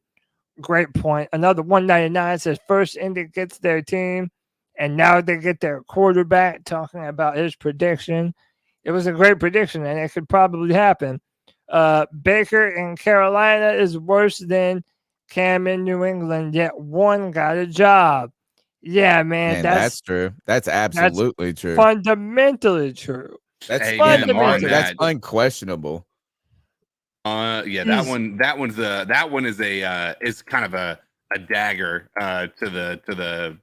to what he's saying. Yeah, there is 100. But then again, Cam threw 5 touchdowns in his first game, or had 5 touchdowns in his first game with New England. But Baker he threw like also, 400 yards against one team early in that season. I think this signing for Tampa Bay is Baker's also going in there understanding he's going to be having to compete for the starting job. Right. Like he's going to be I know he's going against Kyle Trask, and there's a good chance that he's going to win that starting job, which I'm hoping for, because I'm ready to see the Carolina Panthers just stomp the ever living snot out of Oh, if he beats us, I'm going to fucking go nuts. Oh man. Right. Yes. So, but as far as that being I don't know if I would say that is, but that looks damning just in a vacuum. But I also understand that, Cam Newton, let's be real about it. If there's anybody in the chat, in this, on the podcast who really believes he's going to sign up for going and being a backup, I just don't think you're going to see that being a realistic expectation for Cam Newton. Right. I agree. Cam does have all them kids, somebody said. Let's go to Anthony. What's up, C3? Anthony. It's Anthony from Charlotte. You already know. As I should say, C3 Panther Central, because Cody told us to put C3 on our Twitter name, so I guess we're a fucking gang now. But anyways, crazy times, man. As I'm getting done with school, it's almost like I just wish I could flash forward to April 27th so I can buy the quarterback of our team's jersey. But yeah, I love the Adam Thielen signing. Just a couple things on him real quick. Great possession receiver. He's going to play great in the slot with us. He's got better hands than DJ. Doesn't drop a pass. great signing. Hayden Hurst, big ass signing. Okay. Miles Sanders, big ass signing. These are all great free agents that want to come here, man. And I already touched on the defensive guys. And secondly, yeah, I mean, there's not much other to talk to, but they did have press conferences, Fitterer and Reich, and I think it's pretty obvious they're going to draft Young or Stroud. And they basically debunked this when saying, well, game tape's the most important thing. I don't think these pro days are going to change anything, just like the combine. I don't think changes anything. I think it just comes down to how they are in the interviews, what they can do in those meetings. And I've already made my stance on it. I think Bryce Young is the pick. More and more stuff starting to come out by him. Natalie Miller tweeted, I spoke with multiple sources. The consensus is that the Panthers traded up to take Bryce Young. Todd McShay said in a recent video, he has a source that's never been wrong about the top 5 quarterbacks in the past 5 years, and he said that Bryce Young is already the pick. I'm not kidding when I say this. This kid is special. Either way, I'll be happy. But Bryce Young, dude, the kid is fucking special. And with our offensive line and our scheme, he would thrive in it. But then you have, Thomas Davis doing what he gets paid to do, start some fucking controversy. And he goes on ESPN saying, there's some people in the building that are enamored for Anthony Richardson. Yeah, okay, buddy. I love you, Thomas Davis, as a player, but stop being an idiotic analyst. We are not drafting Anthony Richardson. Reich and Fitterer said they want a fast processor and accurate passer, and he doesn't fit any of those descriptions. Anyways, Anthony from Charlotte, give me your thoughts on the press conference and the quarterback. Keep motherfucking pounding. Keep pounding. Me and Anthony have had many conversations about this quarterback thing, and it's part of the reason why I went on that little diatribe earlier when I said I don't think that the Panthers know quite who they want. Mm-hmm. Like I said, I have no doubt in my mind that there probably is a number one in the clubhouse, because Michael Lombardi was doing a podcast and he made that point that NFL organizations, they don't ever have 2 players with an even grade. Yeah, both of these guys are the same prospect, they're the same grade. No one does that. If they're in the same class together, they will have one player valued higher than the other. And that's also going to be true of Bryce Young and CJ Stroud. Now, maybe they did make this trade with the intention of, we're going to draft Bryce Young. In fact, Adam Schefter was on ESPN, and he likened the Panthers' interest in Bryce Young to the 49ers and their interest in Mac Jones. And that everybody knew Kyle Shanahan was in love with Mac Jones and his mental abilities and his abilities to be able to run the offense that Shanahan would put in place. Yet, over time, over the course of their evaluation, that ended up changing. So, I mean, listen, there could easily be a number one. I'm not doubting Natalie Miller or anyone else's sources. I don't know what's real. I also know that this is the time of fake information. And you also don't know that even if you're hearing something, that maybe that person believes that they're giving legit information that they think is legit, but it's not. And it's just meant to kind of throw people off of whatever trail. I don't know what the case is. I think it could be a number of different issues. But it also wouldn't surprise me if Bryce Young is the leader in the clubhouse. He has incredible mental abilities. Everyone talks about in all the interviews that they do with him.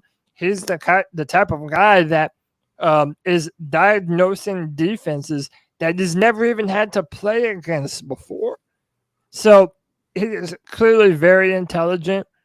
Man, anything can go, man. Truly anything can go April the 27th.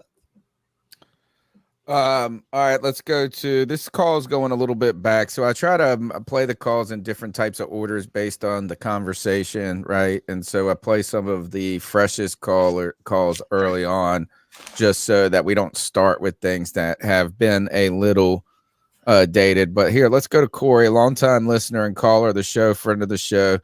Here's he talking about some of the early moves in free agency. Hey, what's up, fellas? It's Corey calling in. wanted to just talk about the recent moves. I know free agency has been going crazy, and by the time this call gets played, it'll probably already be outdated. But all well and good. I hope everybody is feeling as good as I am, man. Love the moves. I haven't really had any real beef with any of them, from obviously the signings to restructuring Shaq and restructuring Ian Thomas. It's like, honestly, bro, it's like the Panthers are doing and Fitterer are doing everything that fans have like been clamoring for them to do. Just as far as like the little stuff, like restructuring Shaq deal and re-signing Bozeman and getting us a real tight end and like being aggressive, trading up for the #1 pick, like all this shit that, you know, we were just like, man, this is what real teams do. Like, this is what, you know what I'm saying? We've got a very clear path, and I feel like this team has a very clear direction of what they're trying to do, man. I just love it. I think it's great. Also, I found it interesting that now that the Panthers have the #1 pick, it's forcing people in the media to talk about it more. And you're seeing all these takes, bro, and it's just it's so clear that these are not people that have been around the Panthers or even fucking batted an eye at us or know anything about this team when they talk about the offensive line and they talk about how we're going to be a top 5 draft pick next year. Chicago fleeced us and all this other type of shit. It's like, bro, y'all just don't understand how the position we were in with Matt Rule and the complete 180 that happens the second you get him at the building. But that's a whole other conversation for another day. Specifically, want to talk about the Miles Sanders deal. I think that shit was great. A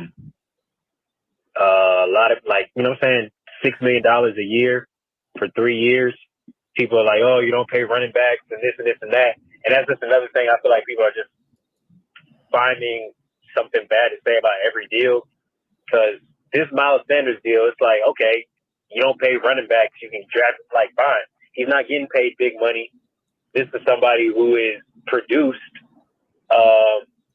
you know, was top 5 in the league in rushing last year. Obviously was on a great team. If he can give us a sliver of that Philly production for the price that we're paying him, like, why would we not do that for a rookie quarterback? I might run out of time, but hopefully I can get a part 2 in this Corey. Keep on. Appreciate y'all. I like this call a lot. There's a couple of things I want to talk about. The first, we'll start with Miles Sanders, is that people can say that they, I love this deal. I love this deal is I think the Dante Foreman, which a lot of people on this show, a lot of Panther fans really like, and it's a good story to cheer for. It's a guy who really, he's a better story to Panther fans than Mike Davis was. And Mike Davis sort of had some of those notes to it. A guy who people had given up on the league, kind of who's just overproduced. Dante Foreman, though, you wonder how much of it's just is it nostalgia? Is it just a good story? Miles Sanders represents a real home run threat that Dante Foreman doesn't. He also shows some versatility in the pass catching game and a lot of things I think that Frank Reich wants to do with his offensive backs. Now, here is that how do we really say, look, as Miles Sanders isn't even old. He's 25 years old. Yeah. He came out of the league before or after Saquon Barkley. He was the backup at Penn State to Saquon Barkley, I believe. And you get a guy who's in his prime at 25 years old and coming out of a time where we were just paying Christian McCaffrey, 14, 15, whatever million it was. This is how I don't know how we can say that is expensive. And again, going back to what Adam Thielen said, is that he really appreciated the fact that the Carolina Panthers wanted him as a player, not just for a one and done year. And I think Miles Sanders, that deal, I think he signed a deal that was team friendly, but also because he realized that he was going to have a stable future here with this offense. Yeah, and also he opens up another dimension, being able to catch passes. And again, how important is it to have a reliable check down option, especially. Well, what was Christian McCaffrey's greatest attribute, right? Right, 100%. By the way, he's also $10 million less Right. than Christian McCaffrey. And listen, I know we all love CMC, for a guy who is physically a very comparable talent to Christian McCaffrey. I'm sorry, he just is, man. Like, that's the fact of the matter. I mean, he's the same height. He's a little bit heavier. And, I mean, the man had almost 1,300 rushing yards last year. So those are big-time numbers. And CJ Stroud and Bryce Young are very good at finding that dump off, that check down, to be able to get the ball out of their hands. And now that you have Adam Thielen, you have Terrace Marshall Jr., who's a speedster, you have Laviska Shenault, who's going to be able to make some yards after the catch plays. Then you add Miles Sanders to that mix behind this offensive line that helped us break single game rushing records last year. I'm sorry, there is no reason to not be excited about Miles Sanders, and you can get out of the contract relatively easy, relatively soon. So this is a great deal, man. Fitterer is out there cooking with gas, y'all. What's up? Another thing that that it was Corey that mentioned is that the Shaq Thompson. What do you guys think? I'll let you guys speak on Shaq Thompson reworking his deal. Yeah. It looks like Shaq Thompson could be with the Carolina Panthers to like 2030. It feels like at this point. I'm not even mad. Okay, tell me about why. Tell me what happened. Actually, tell the listeners what happened if anybody missed it. And I don't know all of the details. Fill me in on what happened and what it does for the Panthers. Yeah, so basically Shaq took a pay cut, and he took a rather considerable pay cut. And he reworked his contract and basically signed a new deal in order to make this happen. I'll pull up some of the details here in a minute after we go to. But it extended it, right? So it takes. Yeah, it extended him. Yeah. It extended. And by the way, it shows. Again, I said this earlier when talking about Adam Thielen. There's a culture thing that goes into this. The Panthers are building a culture, and it's important to have guys that have been here, that have been a part of those teams, that did have that great winning culture. And Shaq Thompson's been a part of that. Listen, dude, there's no way that you can't have a special place in your heart for these Panther diehard players that, no, they don't want to go to some other team and be a part of somewhere else. Shaq would rather take a pay cut and stay here in his home with the Carolinas and continue to build upon this team and be a leader for all the new guys that are going to come in to the Panthers defense. I love it. I'm happy for Shaq. Dude, I'm pumped. This isn't one of those restructures, though, that just completely moves the money around. I feel like there was a little bit more to it, and like people are saying, he's basically playing for free in 2024. I do hope that that's what it is that it's a belief. We've talked a lot about Frank Reich's credibility. You'd also hope, though, too, does Shaq have any suitors out there? Would be some questions, some different things. I haven't seen Levante David sign. Isn't it Levante David? Did he sign with anybody? He went back to the Bucks. I'm pretty sure. Oh, he did. Hey, that's nice to have him, and but interesting too that he's going to be trying to adjust to a 3-4, which he's never played in. Would you like to hear Scott Fitterer's thoughts about Shaq Thompson? Yeah. Shaq is, he's a team leader. One of the most unselfish people I've been around. And he wanted to be here. He wanted him to be in Carolina. He loves Charlotte. He loves the Panthers. And what it came down to, we had a conversation. We sat down, in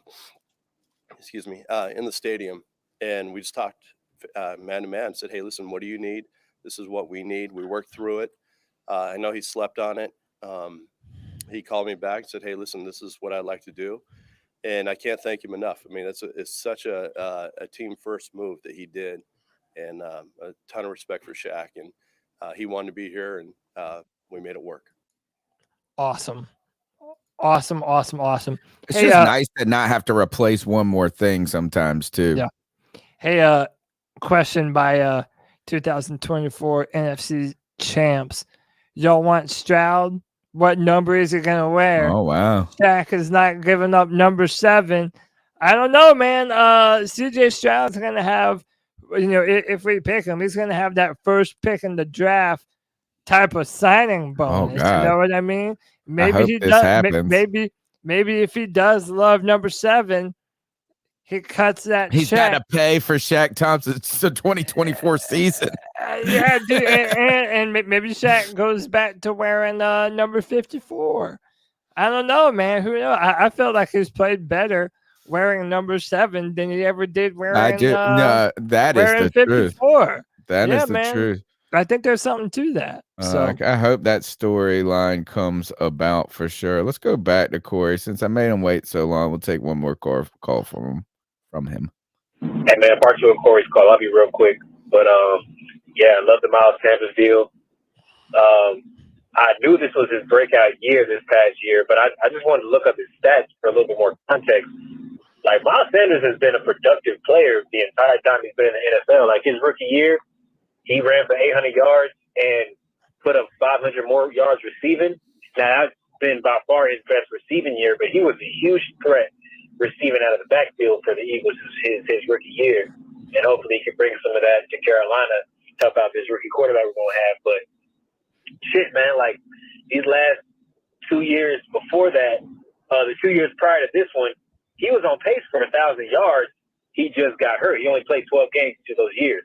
So that's the thing about him. He may get a little banged up. So hopefully we can bring Dante back still, or Chuba takes the next step. Because that's the thing about Chuba Hubbard, man. Like, he's not bad, and I feel like he got a lot of good flack. Either. Like, he got this kind of this stank on his career, like during his rookie year, and I think even preseason or whatever. He made some bad plays where he looked like he wasn't ready, and that it kind of, I feel like, kind of carried over to a lot of fans' perception of him. Now, don't get me wrong, he still can't catch for shit. Like, I don't want him running no kind of routes or throwing to him at all. He can't catch. But you, like, take the last half of last season when we were, like, a strictly run-heavy, we fully committed to the run. You can't tell me that Chuba Hubbard wasn't a net positive for this team. Like, this isn't somebody that you wouldn't want as a secondary running back on your team. Right. I'm getting off on a tangent on him too, man. But I'm loving the moves. If we can get a DJ Chark or something like that, like, freaking chef's kiss, bro. Because outside of receiver, what can you really say now about the Panthers is, you know what I'm saying, absolutely have to address before the season starts. Like we can still use another linebacker. Obviously we can still beef up the O-line, get a defensive end, another cornerback potentially. Obviously we need more playmakers on offense. But outside of receiver, and we're not done, I feel like we're going to get a pretty solid receiver. We're filling up all these holes to where now we have at least quality NFL starters everywhere. And shit, man, you talk about a team that's rebuilding and was in the hunt for the number 1 pick last year just off the strength of being that bad. That's as good as you can ask for, man. I'm loving the moves.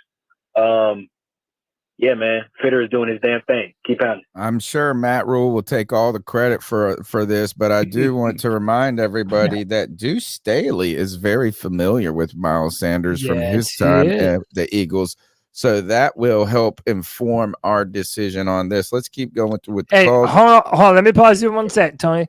Shaq Thompson's rework contract is 2 years for $12.6 million with $8.5 million guaranteed, with 3 void years on the back end.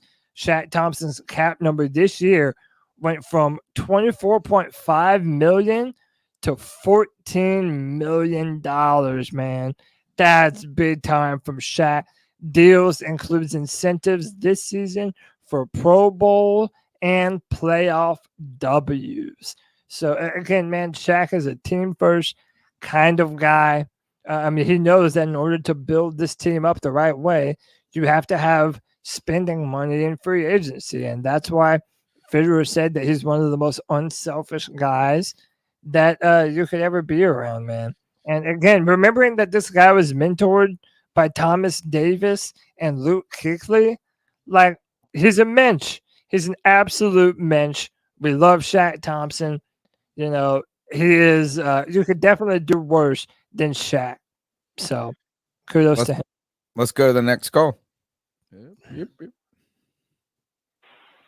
Hey, this is D.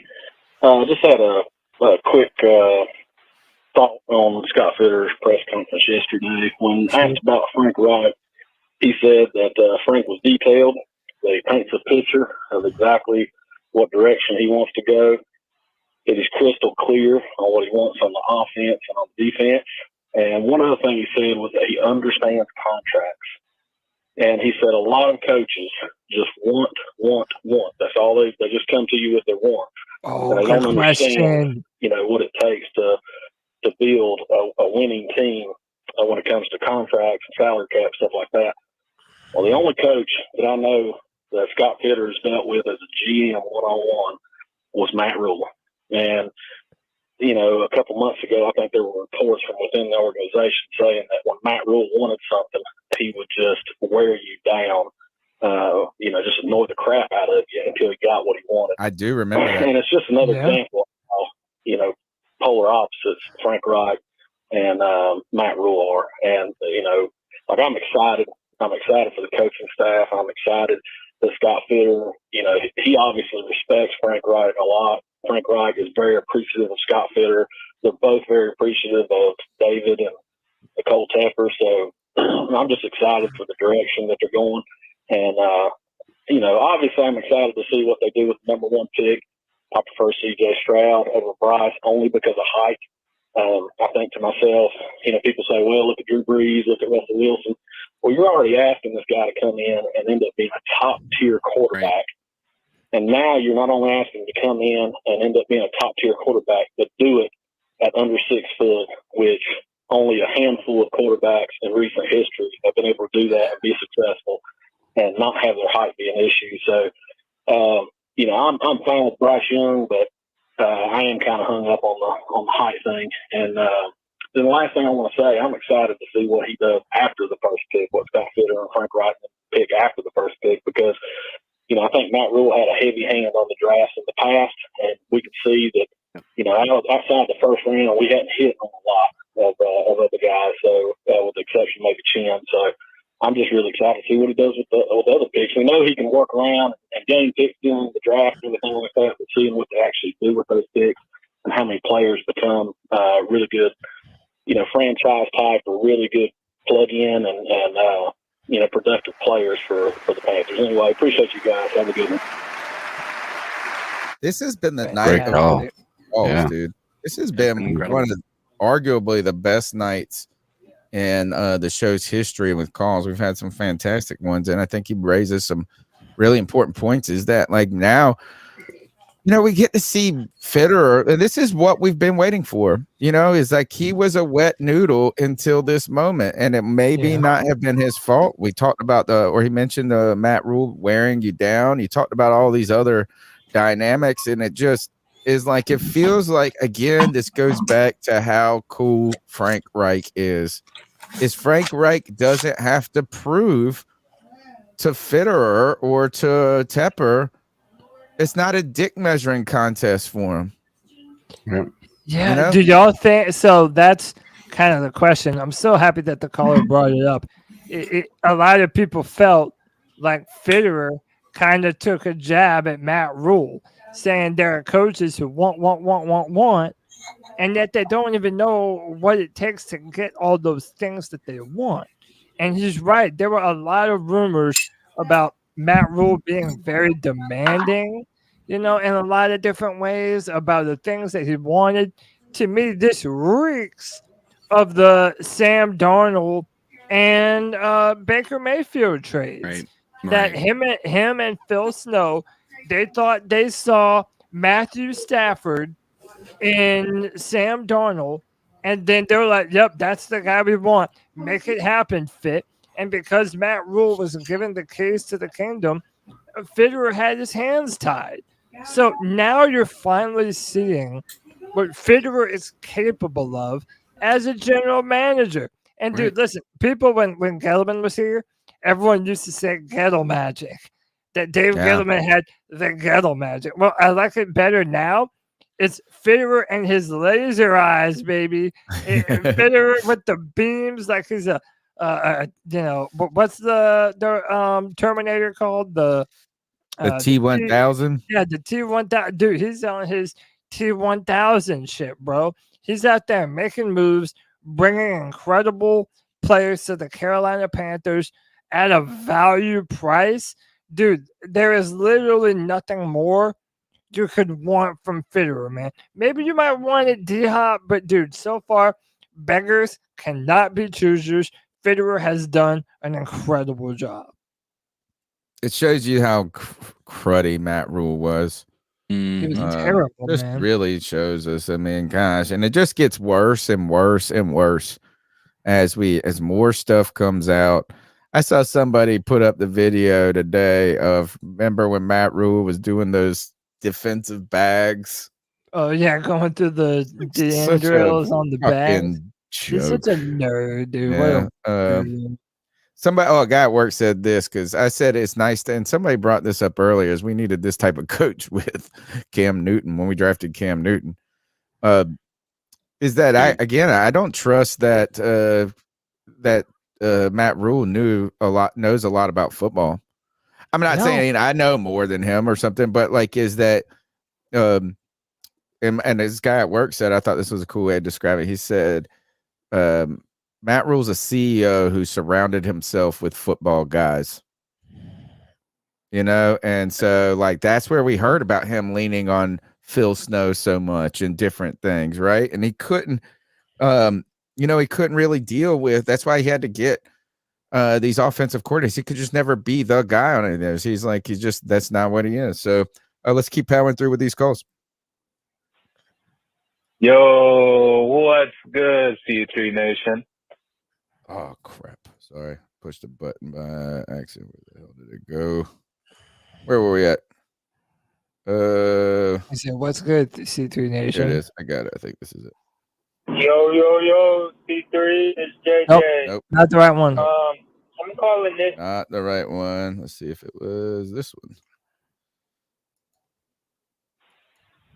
Yo, what's good, C3 Nation?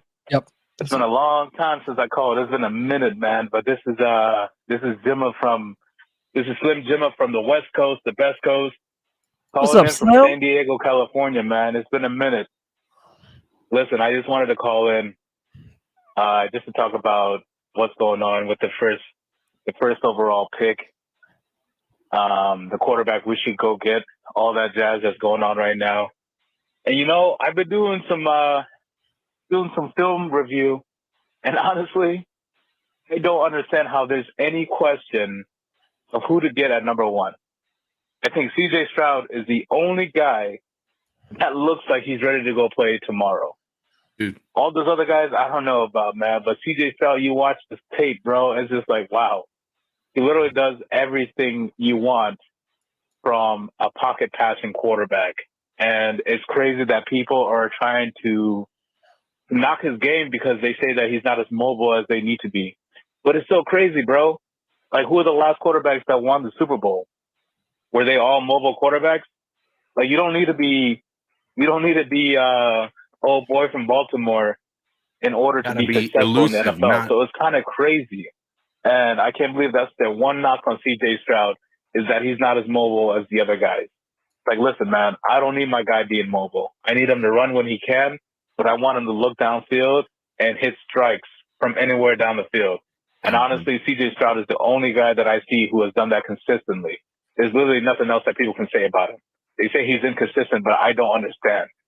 Old boy from Alabama, Bryce Young, that nigga's nice, man, but he ain't Russell Wilson. He ain't Kyler Murray. He ain't these little quarterbacks that are just gonna go kill it up, bro. He literally played behind one of the best teams in the college football for Alabama, and that dude had everything. He had weapons. He had a line. He had everything he needed, bro. Ain't no way he's gonna go take all them hits and make all those Houdini plays in the NFL. He's not that fast. He's quick, but he ain't that fast. He could barely see over his own line. I just don't understand how there's any question about who should be number one. In my opinion, there's one real number one. You might even say there's 1A, 1B, but I don't want to say that. I think there's number one, then there's a gap, and then there's Bryce Young. And I don't care. I don't even need to talk about how tall Bryce Young is. None of that stuff, man. CJ Stroud just looks like the guy who has it all put together. He has everything, bro. And when he does decide to run, he'll run enough to get you the first down or whatever you need to keep the play going. He has that capability. Honestly, CJ Stroud reminds me a lot of Deshaun Watson. Oh boy, Deshaun Watson doesn't run that much, but when he does, he can. Oh, I got cut off. Appreciate you, Slim. And to even add on to his point, I wouldn't even say that it's that, he's just mobile enough. It's not that CJ Stroud isn't mobile, but again, that's why I like the Joe Burrow comparison. Joe Burrow is not the Josh Allen type to just run all over you on designed run plays. That's not going to be him. That's not going to be CJ Stroud. Neither is Patrick Mahomes. Yeah, true, right. And that's my point. But he's mobile elusive enough. Yeah. He's mobile enough to extend the play from inside the pocket. And when everybody's covered downfield and there's a lane for him to run and pick up that first down, that Georgia game showed that he has the capability and the wherewithal to be able to do that. There was also some rumors that he was a little bit injured this entire year. So he wasn't necessarily at full health with the ability to run around like he wanted to. So if you take him at his word, we haven't even seen the best of how mobile CJ Stroud could be, let alone once you put him in an NFL strength and conditioning system, maybe put on like a good 5 pounds of muscle, nothing too much, but just, rock him up a little bit more, get him strong. And yeah, I think that would be a fantastic pick. And I like the fact that he also said it doesn't even matter about Bryce Young's size. He just thinks that CJ is the better. That's what I want to hear. And I respect it. This is CJ Stroud kind of talking about some of those questions that people have asked him about his mobility. He said, I'll be honest, I told NFL teams, like I tell y'all, I didn't do a lot of it in college, and I feel like I should have. It's something I do regret. I feel like I could have done it a lot more. But I think when you turn on the film and you really watch what I do and you really look at the film from game to game, I've used my athleticism not only just in the Georgia game where I did it a lot. I've done it in every other game. I've had tough third down runs. I've had tough fourth down runs. But there were times I didn't run the ball where maybe I should have. I feel like that's something that I learned, and that's what football is about. It's about stepping back up to the plate and going back, working hard and fixing those problems. That's something I plan to fix and show them my athleticism. I've done it before in film, but since people don't think I can do it, I'm going to do it again. I think this is, what makes me feel awesome about this is look how damn well spoken this kid is.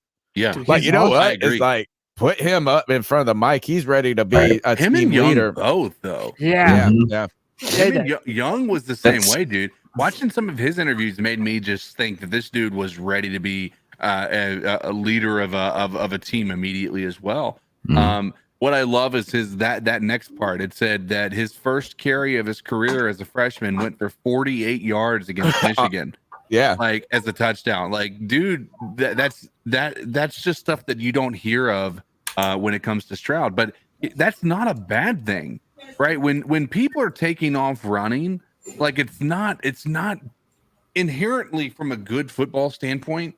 It's not great that your first instinct would be to run. The fact that he wants to try to reach with his arm, get through his projection or progressions, and make sure he's doing what he's been coached to do. The dude, I mean, it tells me that this dude has grown since he was a freshman in college, right? So I love that. And I love, like you said, the way that he approaches this. I mean, the dude, he doesn't have to be, and he doesn't have to be Anthony Richardson athletic, right? He just has to be elusive. That's it. Like, isn't it ironic, CJ, or isn't it weird that for every time people have been critical about if he was a mobile quarterback, it would be like, oh, I wish he would throw more and not move to choose to run more. Now that he tries to choose to throw, that people are like, I wish he would run more in this. And here he is just going to what Cody said. He said he felt really, really healthy with the Georgia game after dealing with some hamstring injuries, which weren't disclosed throughout the season. But he continues. This is what I like. This is what we all want. This is what everybody tells us.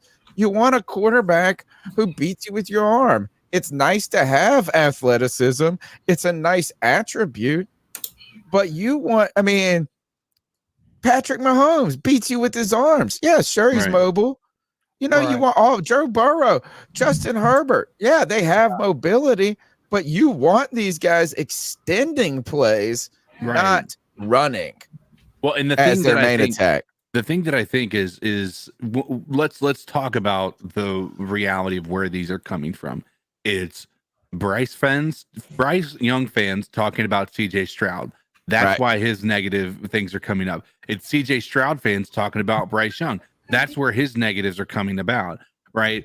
And that's not saying that none of these guys have anything to work on, but when you're talking about the mobility of CJ, it's clear that that's almost a false flag at this point. It's just something that they've used because he hasn't run in college. It's the thing that I think is interesting between the two is the biggest gripe, as Greg talks about with Bryce, is not coachable. Like, it's not. There's just nothing you can do about his height. Yeah. Can he overcome that? Can he overcome it? Yes. But I've said this from time and time again on this podcast. I don't want to constantly go after the exception when the rule has been the rule for a reason. Right. Especially when the other rule guy is so damn good. Right. And that's the thing is it's like when you're talking about comparing apples to apples, I just feel like CJ Stroud. Here's the thing. I am not a college football fan. I am not. My only exposure to CJ Stroud was that Georgia game. And I fell in love with what I saw from him in the biggest moment of his career in a time when, let's be real about it, all the cards were stacked against him, against one of the, if not the best NFL or college defense in the entire college football. The dude showed up on the biggest stage you could possibly ask for. And he showed up in every way you can ask for him to show up, with his legs, with his arms, with his leadership, and with his poise. The dude showed up, and I cannot help but be absolutely enamored by what I saw from CJ Stroud in that game. Yeah. Like Alex Mex Pro said, or he said, go and watch, and suggested Chris Sims, which we played a little bit of his discussion about CJ Stroud earlier. He does love Stroud, and he talks about a lot of these things in detail. It's good to, look at a bunch of different people and hear their takes. But, man, Chris Sims makes you feel better about these guys. Go watch Jordan Palmer. I haven't really heard this. I haven't heard anybody, this is all they've done is praise Stroud. That's what I've heard. I've just heard Stroud praise. So I haven't heard real negatives to his game. Let's go to the next call. Panther fan 2222 here. Appreciate what you guys are doing all season. I'm so fucking pumped for this next year. Can't wait for this draft to come up and see who we get. Doesn't matter all these people we're putting around it. We're actually starting to look like a real competent NFL football team. Thank y'all for all y'all do. Everybody keep motherfucking pounding. Hey, I like it. Short, simple, and to the point. Yeah. Let's keep going. Tony, Cody, CK, and the Bat Daddy Badass Boy Toy. Oh, Panthers What's have up, not man? addressed the middle love this linebacker Yeah, position. me too. Now, I know for Shaq Thompson, he took a pay cut, but let's face it, Shaq Thompson sucks. Or maybe on a good day, he's an average linebacker. But what you really want on this defense, I think that the weakest part of this defense is the middle linebacker. You need an enforcer in the middle, a tackling machine. Panthers have addressed the offensive line, the defensive line in the draft, the quarterback position, and they've done the wide receiver position, even the defensive back position. What can they do at this point to fortify the middle linebacker, the inside linebacker position? Because if we want to Panthers run a 3-4 defense. They need good linebackers in the middle, your tackling machine, the enforcer in the middle. So do you think that Brandon stud Smith. from Clemson will be available by the 39th pick in the Brandon second Simpson. round? Or how can they fortify the middle linebacker position and to turn this good defense into a great defense? And with a young, promising quarterback, should be very interesting. And I can hardly wait for September for game day. Bye-bye. This is when you get mad value in the draft, Cody. Yeah, man. That's what I think. I think you can get a guy in the second or the third. Look at what the Bucks have done. Look at Levante David. Yeah, absolutely. And listen, there's a lot of good guys in this class. Jack Campbell, Trenton Simpson, as he mentioned. The guy from Cincinnati. Maybe the chat can help me out. His name escapes me right now. I'm going to get down pat on all these names before the draft, I promise. But no, listen, there is a great opportunity for us to be able to add through the draft this year. And add to that linebacker position. I've said this a while ago. To me, the number 2 question in all of Panther fandom, besides Bryce or CJ, is what do we do with that number 39 pick? Because I think you can make just as big of a case for another edge rusher, another middle linebacker, and another wide receiver. Or even another wide receiver. I'd love to see a linebacker because that's one of those positions that sometimes I feel is similar to running back, is that it's one of the easier positions to transition in the NFL to. Like your athleticism and things help you so much. Sure. And like defensive end takes time for those guys to come along. Sometimes if they're projects, I just think all of a sudden, and here's the other thing. We haven't got Young at linebacker in a minute. Unless you want to talk about Brandon Smith, right? I guess is that he's the one guy. But we've tried Corey Littleton. We've tried Tired Whitehead. We've tried all of these people, and now Shaq's coming back on a discount and likes to be in Charlotte. Maybe he'd be a good mentor for some of these players, particularly. I mean, so that's my thing. I think you get a lot of value in the draft. Let's keep going with these calls. Hey, excuse me. Hey, C3, what's up, guys? I love me some DJ Moore, but no, we can't give up to Horn or Brian Burns with the 2 first-round picks or whatever we gave up. Agreed. DJ Moore is much more people, easy to replace than a lockdown corner, and a decent pass rusher. He could have been better. I probably would have took the 2 picks from the Rams though last year, honestly, but. I mean, he's a proven commodity, like you say. Proven pass rusher, 10 sacks, I guess. Not too much. I don't think that good on the run, but he could drop back in coverage in this 3-4. He should be all right in this 3-4. So, yeah, DJ Moore is definitely the choice. All right, guys, have a good night. I might call back later. Yeah, appreciate the call, man. Yeah, man. Appreciate it, Al. You're the man, dude. Absolutely. DK. Yeah. Hey. I feel like this is the most non-news news that we haven't even talked about it until 11:40, until 3.5 hours into the show, or 3 hours into the show. We did re-sign Henry Anderson to the team. So you're welcome for bringing that up.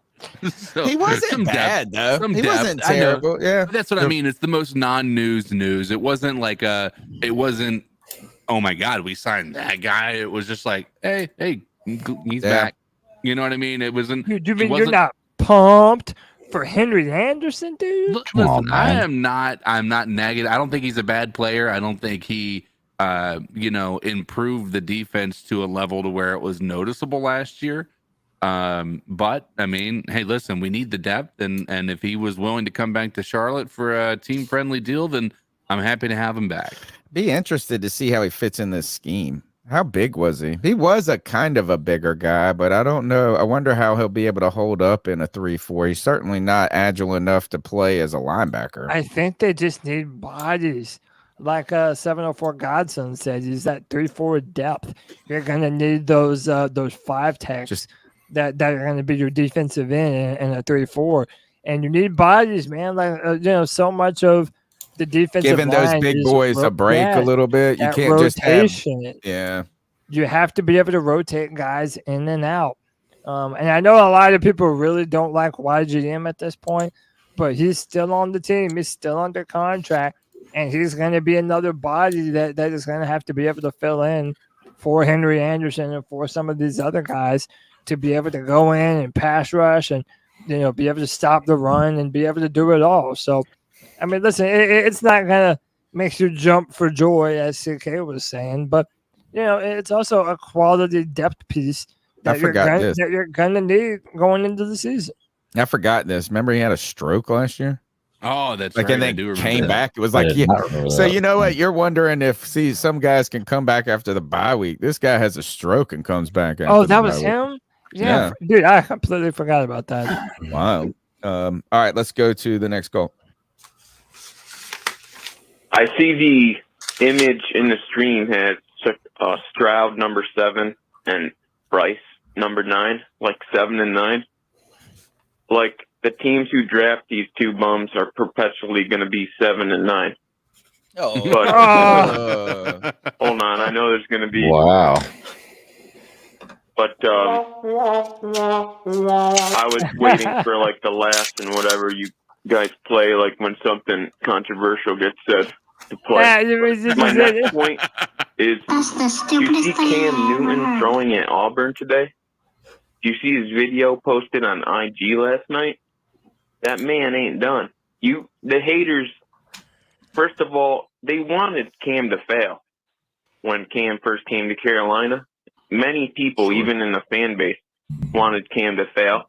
And now that he looks like he's out of the league, everyone's like, woo, it's good to get him out of the league, because a lot of Cam haters out there. But, today, working out at Auburn, and if Cam was in the draft with these guys, 34-year-old Cam, who's going to be better for the next 5 years?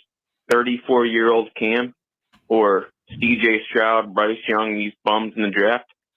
Cam would give you the best chance to win for the next 5 years.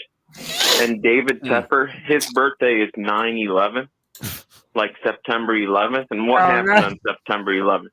The Twin Towers came down, and David Tepper from the Steelers, and the Twin Towers were steel. And ever since David Tepper bought the team, everything's just been going to shit.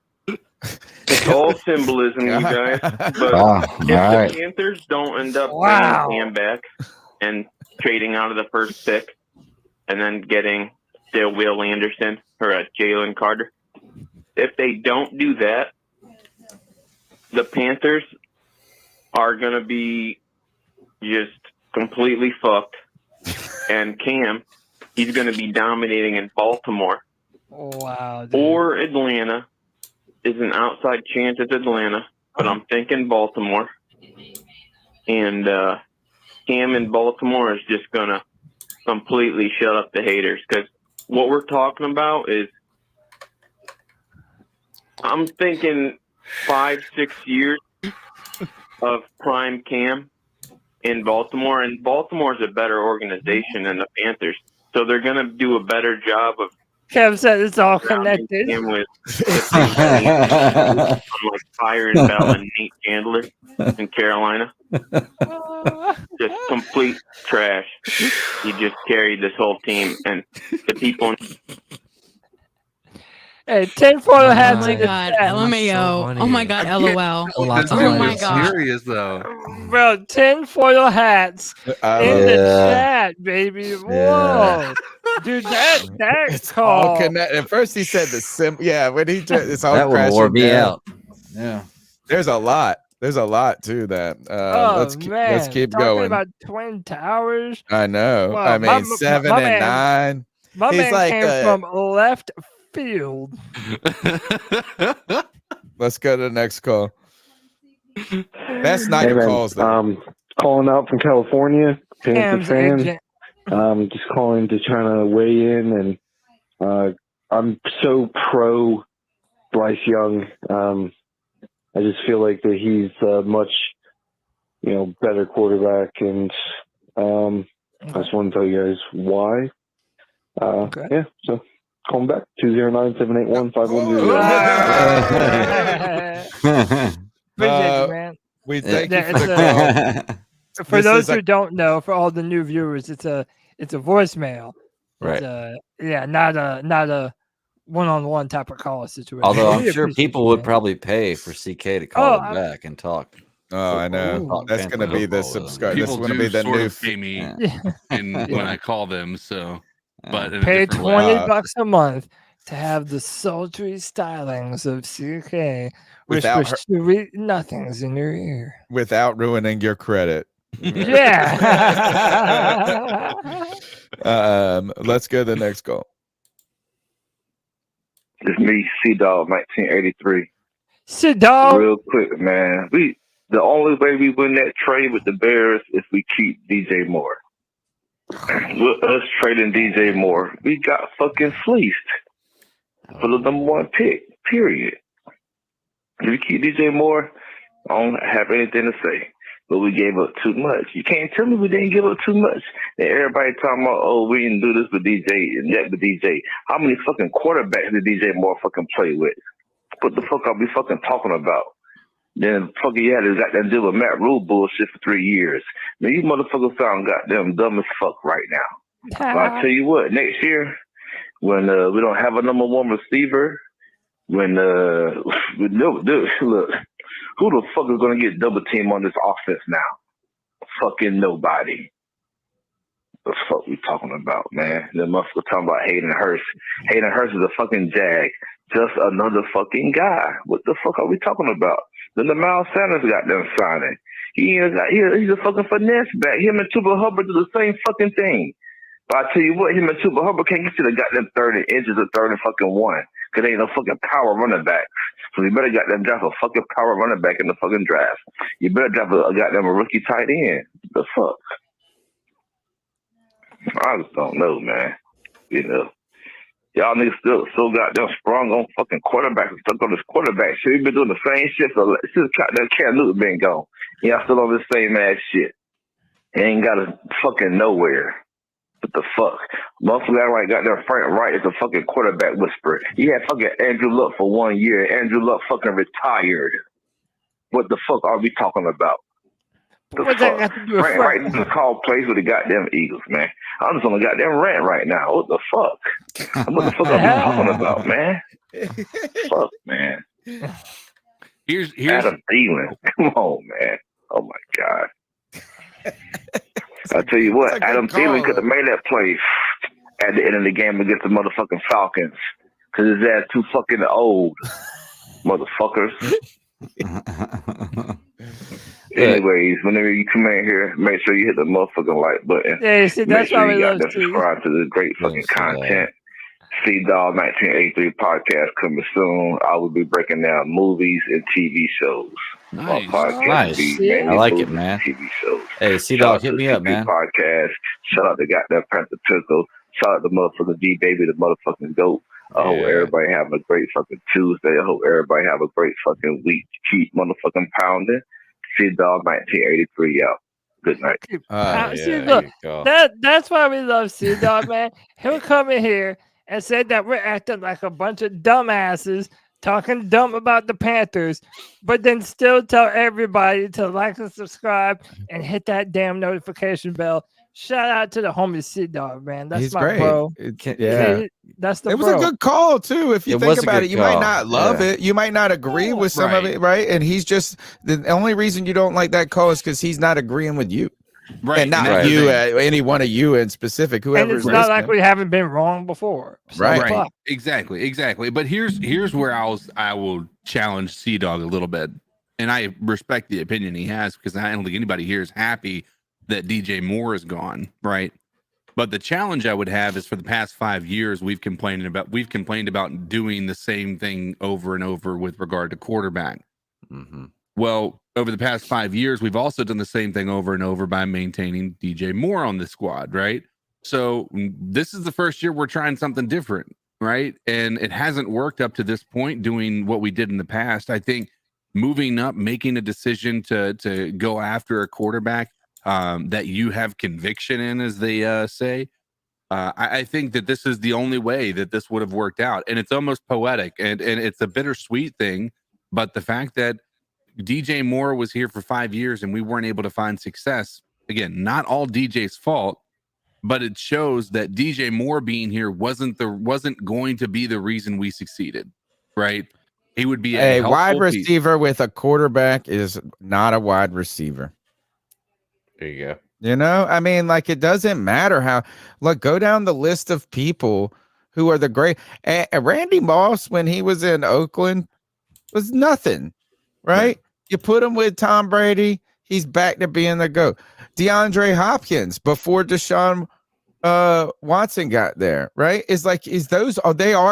Look, Calvin Johnson. Look at that, right? Is that it doesn't matter unless you got a quarterback. Let's go to the next call. Yeah, this is Al again, fellas. What Man, up, Al? I love me some Cam. My favorite player ever. Fucking a dog. Fucking champion, college champion, Panthers legend. But man, Cam is washed, bro. He's done. He might get a shot, but I mean, don't expect that. He ain't gonna be doing that much no more.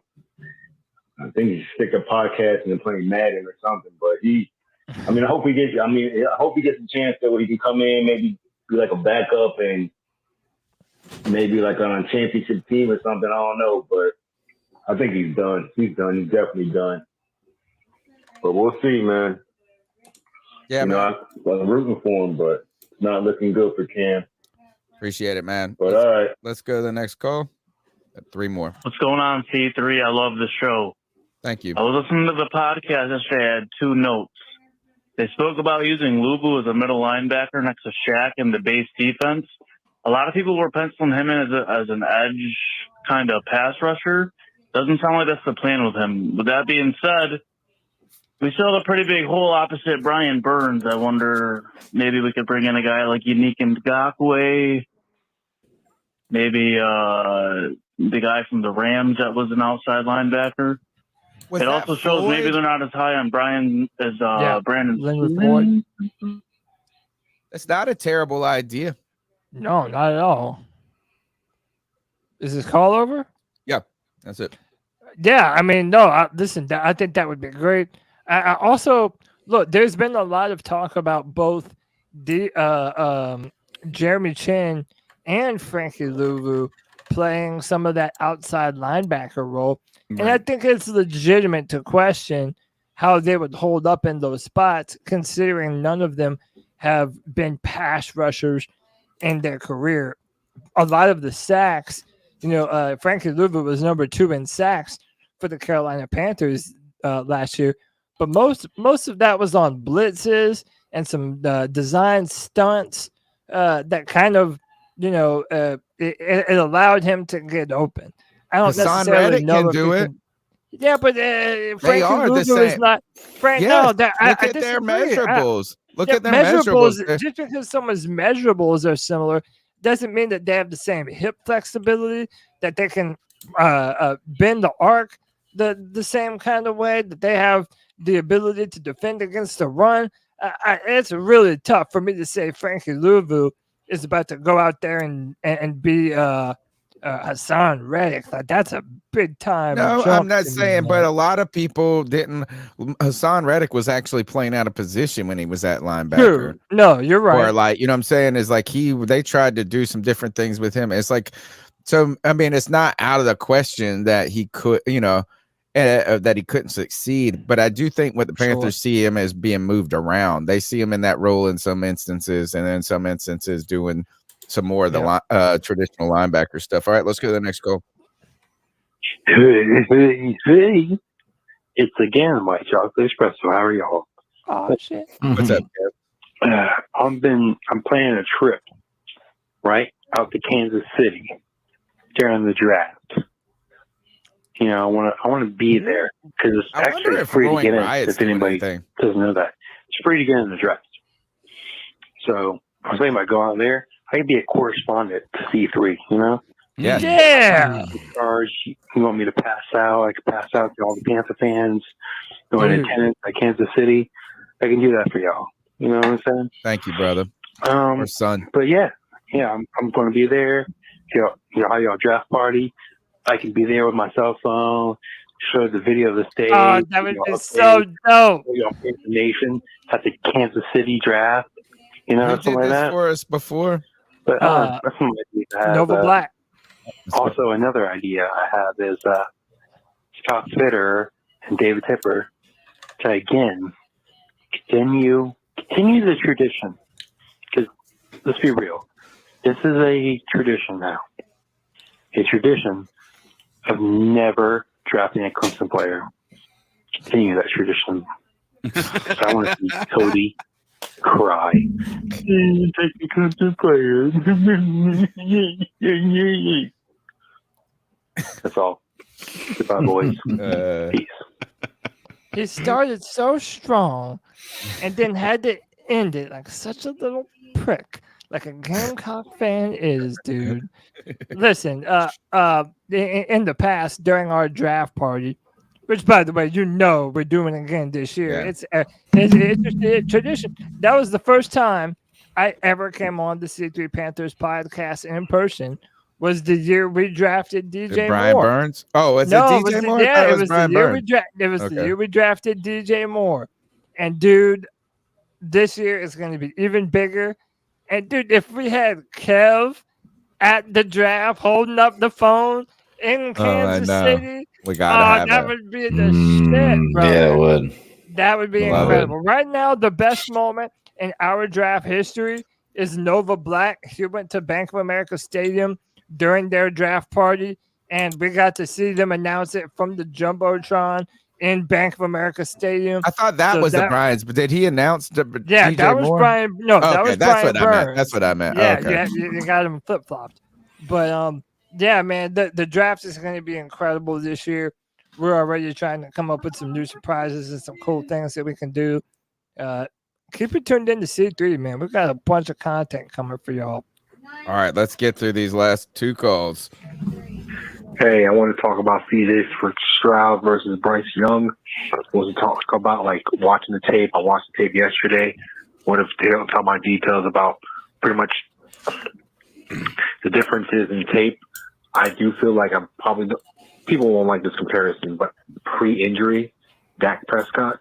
As you watch him climbing up the pocket, he hitches before he makes his throw. But that simple hitch pretty much is like an indication that he made his decision and he's going to step up and throw.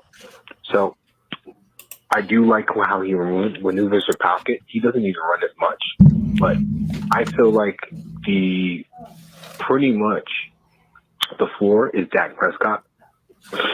Floor, Dak Prescott, Jared Goff. I think the ceiling is actually, yes, Deshaun Watson. Wow. Your thoughts? Cody, I'm going to let you take this because it touches on so many of your favorites. Dude, listen, everybody knows I'm a Clemson fan. If you didn't, now you do. Deshaun was my favorite Clemson player ever just because of the memories. And, dude, if he ends up being the next Deshaun Watson here in Carolina, without all the creepy, touchy-feely bullshit, hell yeah, dude, sign me up. I really like that comparison. I like the Joe Burrow comparison. Guys that can do it all. Throw the ball, win from inside the pocket, go through their progressions, throw with timing, touch, and accuracy, and use their legs when they need to be a threat on the field. I'm loving that, and I definitely think CJ could end up being that for us. All right, last call of the night. Yes, I'm just calling about quarterback situation. If we do not get CJ Stroud or Bryce Young, I just feel like we're just going back to a normal mediocrity that we're used to in the past. Hell, I don't know, since Cam Newton there, I'm ready for some change. I'm ready for a change. I'm ready to be a top tier team like the Chiefs and the Bills and the Bengals. I feel like Anthony Richardson will just be another Sam Darnold. Love the show. Keep pounding. Go Panthers. All right, thanks so much for the call. Thank you. I've told you guys this time and time again on the show. It's I want to be in a land with a quarterback than a land without a quarterback. That's the kingdom I want to live in. And while Cam created so much. People are even still talking about him today. Is that what Cam gave us for between 2011 and 2017 was a living in the land of a quarterback, and it was a good feeling. It was a good feeling. Didn't do everything perfect, but you know what? Is you can focus. I tell you this: is too many people focus on the flaws and they forget what they do for your team. And he did a lot, and it was like now we get another chance, hopefully, to build around somebody. Thanks for the calls tonight, man. They were fantastic. I think tonight was arguably one of the best nights in C3 history for calls. Loved it. Let's finish out the show with the two last segments. We're not going to touch on all the news. We'll fly through it. It's been a power pack show. Somebody's got a lot of noise going on. We got to do the NFL news and the ice up picks still to go. Let's start with this because wait, hang on. Just to make sure that it's so official.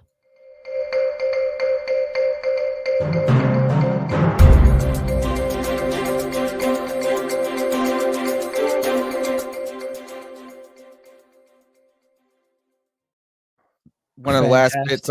One of the last bits of the show we do is we look around the NFL, just talk about some of the news and how it maybe relates to the Panthers or just in general. The Carolina Panthers went out in the free agency and got Hayden Hurst. There have been two, and we'll kind of just do these two together. Let's do Mike Gesicki signed with the New England Patriots. I have not seen the deal that he worked out, but also Dalton Schultz. Some people are saying kind of left a lot of money on the table, that he overvalued himself, and now he's going to a 1-year deal with the Texans, right? So tough place. Maybe good for a tight end, though, with a rookie quarterback as a security blanket. Mike Gesicki, and we haven't, the tight ends went slow in this news. Hayden Hurst, people had him ranked as their third tight end free agent option, and he's like the one that went off the board first. I also saw OJ Howard is signing with the Las Vegas Raiders. Y'all guys thoughts? Any thoughts on Dalton Schultz or Gesicki? Their fits? Yeah, go ahead. Yeah, well, overall, the markets for most everything outside of a quarterback has been, outside of the superstars, have been mediocre at best. And there's a lot of logic to it. You're seeing a lot of 2-year deals, 1-year deals, 3-year deals, and when you start to hear people explain why that is, it starts to really make sense. There's no reason for these guys to sign a crazy long deal, because with YouTube taking over Sunday Ticket, with them doing as much as they're doing from a content perspective, with all these different networks and whatnot, the NFL is about to have a massive amount of money come their way. Massive. And when the NFL has a massive amount of money come their way, what goes up a massive amount? The cap space.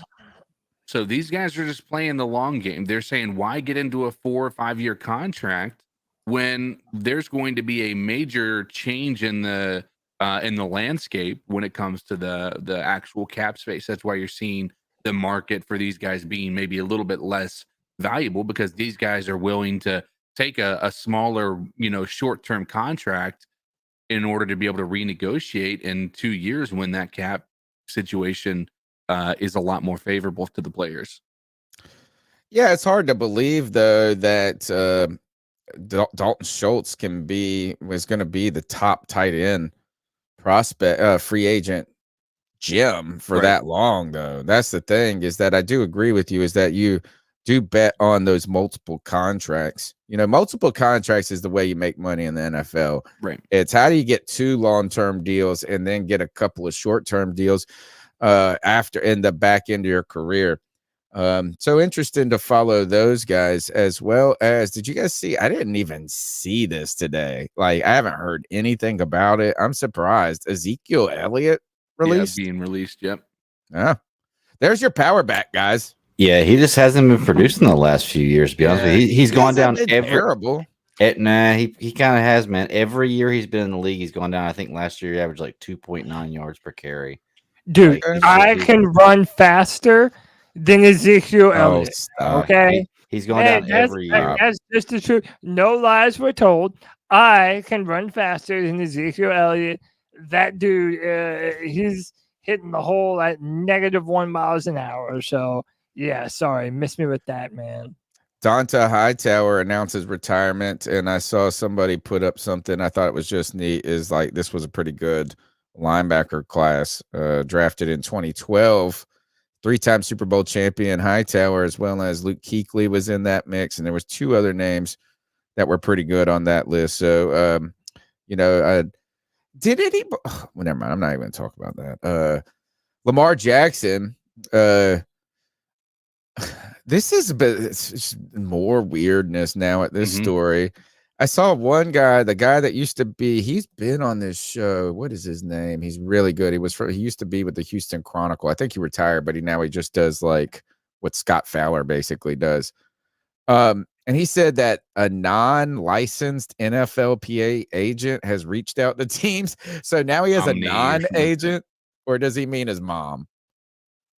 He might have that guy. It might be his mom, but that guy that negotiated Laramie Tunzel's contract and who negotiated, not negotiated, but helped these non-agent represented players to help them negotiate their contract. Yeah. His name is something Omni. I can't remember what it is. Yeah, Omni something like Okay. It's an awesome name though.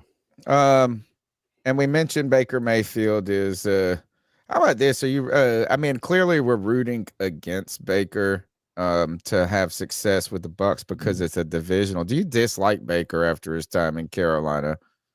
I'm kind of like I don't have an opinion, it's like I actually like him probably not more from being a player standpoint, but I feel like he's I don't know.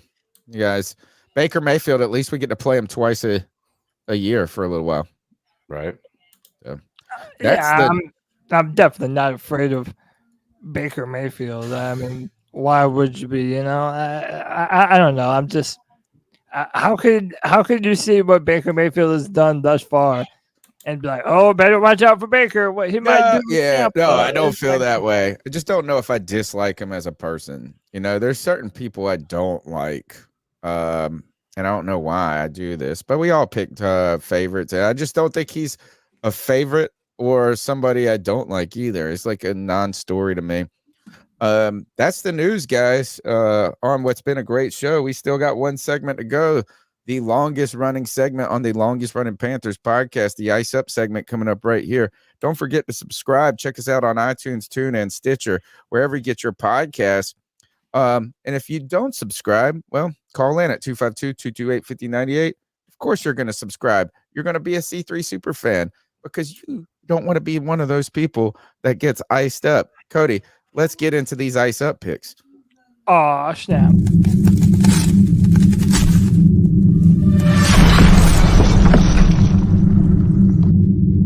Ice up, son. Ice up. It's our time to ice up someone. That means we tell someone in the world or multiple people in the world to ice up, toughen up, to get it together. It's our homage to Steve Smith. And if anybody wants to tell someone to tough it up, to get it together, Steve Smith knew how to do it. Has anybody got a ice up pick that they are just yearning to share? Oh yeah, I can go first. I didn't have a great one last week, but I do believe I've come better prepared this time. Listen, we've got a lot of Christian people, a lot of good God-fearing people who watch the C3 Panthers podcast, and that's great. But if ever you find yourself getting baptized in a lake, make sure that you know what's in that lake, and make sure you trust the pastor who's baptizing you at the service. I'm gonna like this one. I think. Wait till the end, dude. Listen out. That's a dead body coming.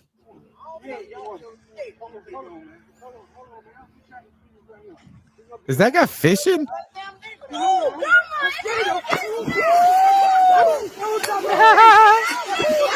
dropped his ass so damn fast. Was it a Bro, bass or an alligator? No, it's look. He said, "Mama, there's an alligator in there." Watch.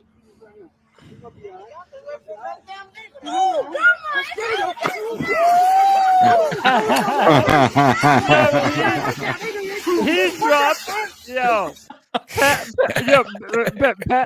Pastor said, "It's in the Lord's hands now, y'all. I am getting my holy ass the fuck up out of here, bro. Listen, make sure you have a pastor that isn't going to abandon you after you just gave your life to the Lord to be the dinner of an alligator, y'all. That's not real pastor love. Ice up to that, man.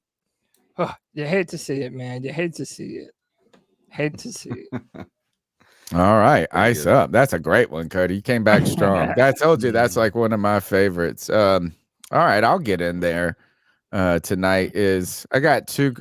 We're gonna when I show you this video, it's gonna look long. We're not gonna watch the whole video, but I really just am. God, I mean, I know people love TikTok. I know they love all the shorts, and I'm begging you to watch my internet content. But the food ones sometimes, like of these people making this stupid ass food half the time, right? This one drove me. This one made me nuts today. So I already know I might. What the hell are you doing, right? A little bit. So she grinds all this up. You're like, okay, well, what are you gonna do? And somebody put this. There's always a guy in the background having to go, oh wow, like look at that.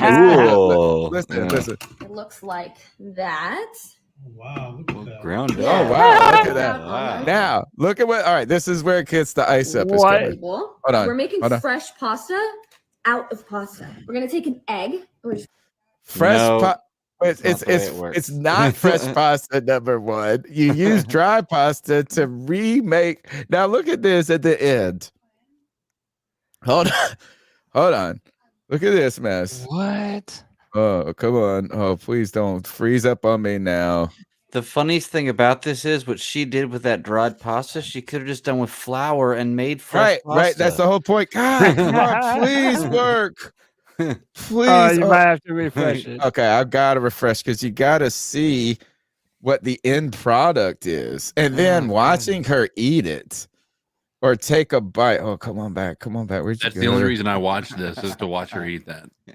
Yeah. Here comes. Let's see. Hopefully. Okay. Here it goes. All right, we got what? Hold on. I got it. All right. So here we go. So she makes this dough. okay. Now I have my boiled water. I'm just gonna That's put what she calls salt it. in there. We're gonna gently place our pasta noodles right into our boiled water, just like that. Wow. Roll them in there. Wow. It's fresh pasta. Look, For like she 7 calls minutes, it and then while I'm fettuccine. doing that, let's make the sauce. So while our pasta is cooking, I'm just going to put Oh, you're just gonna put Newman's own. All right, but look at this. Exactly like fresh pasta. Oh wait, hold on. Let's see her face. All right, let's give it a taste. Mmm. It's like the perfect consistency. Shut up. I love how God, we cut away from her being able to actually make a genuine reaction before she can actually make it. Oh god! Is this she recipe actually said it's delicious before it like even touched her tongue. Dude, this recipe is straight out the white trash cookbook. Okay, these are people just trying to make shit up to be innovative on TikTok, bro. Come on. Y'all want to know how to really do it? Let's talk about how to make some ramen noodles. Right. I mean, this is why I tell my kids not to listen to everything on TikTok. Seriously. And we'll probably we'll probably get pulled for playing that. Really, it's 27 seconds. It's if it's over 15. Okay. Well, this lady here, we won't play it, but she says something to the here. Let me just put the tweet up because they actually show the words that she says, and I don't know who that lady is. Is that judge lady? Janine Pirro or something. I don't know if it is, but it says she went on this show, The Five, and she said some of the smartest people I know didn't graduate from high school and are making millions and billions. And then the guy beside her goes, billions? She goes, yeah.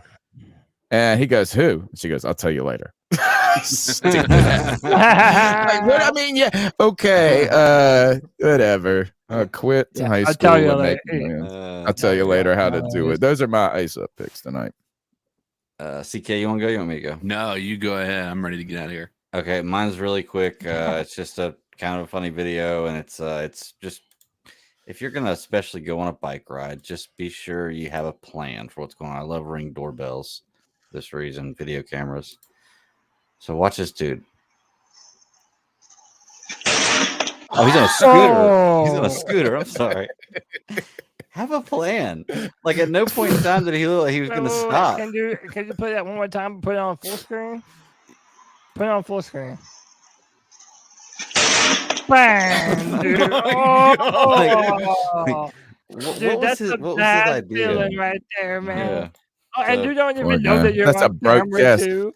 You have to find out later that your worst moment got on filmed. YouTube. That's what happened to Drew Bledsoe back in the day. Yeah, right. Oh, dude, that's hilarious. Ice up. All right, CK, you don't have one? No, let's get out of here. Okay, that's the C3 Panthers podcast brought to you by CarolinaCatChronicles.com, where every Tuesday night we chop up the latest Panthers news and opinions from the fan perspective. We're the people's voice. That's right. It's the People's Voice podcast where, look, we're not football experts, but we are expert football fans, and we got a great community. We thank you for being a part of it. We got the Friday free-for-all coming up next, right, Cody Lack? Absolutely. Every Friday at 7 p.m., it's your opportunity to be a part of the show that is literally for Panther fans by Panther fans. The C3 Friday free-for-all every Friday at 7 p.m., you can join the show via StreamYard, just like we're doing now, and talk and have a great time and conversate about the Carolina Panthers, man. There's so much to talk about right now, so much to discuss. Dude, it makes for great conversations. And yeah, man, also follow me on Twitter at Cody Lack, CODYLAC. Your boy passed 2,000 followers today on Twitter. Congratulations. So, yeah, man, we're moving up in the world. So right now I'm at 2,032. So that's cool. We got 150 subscribers on the YouTube in the last 2.5 weeks, which has been fantastic. CK, how can they get after you? You can get me at Twitter as well at CodizzleAllen.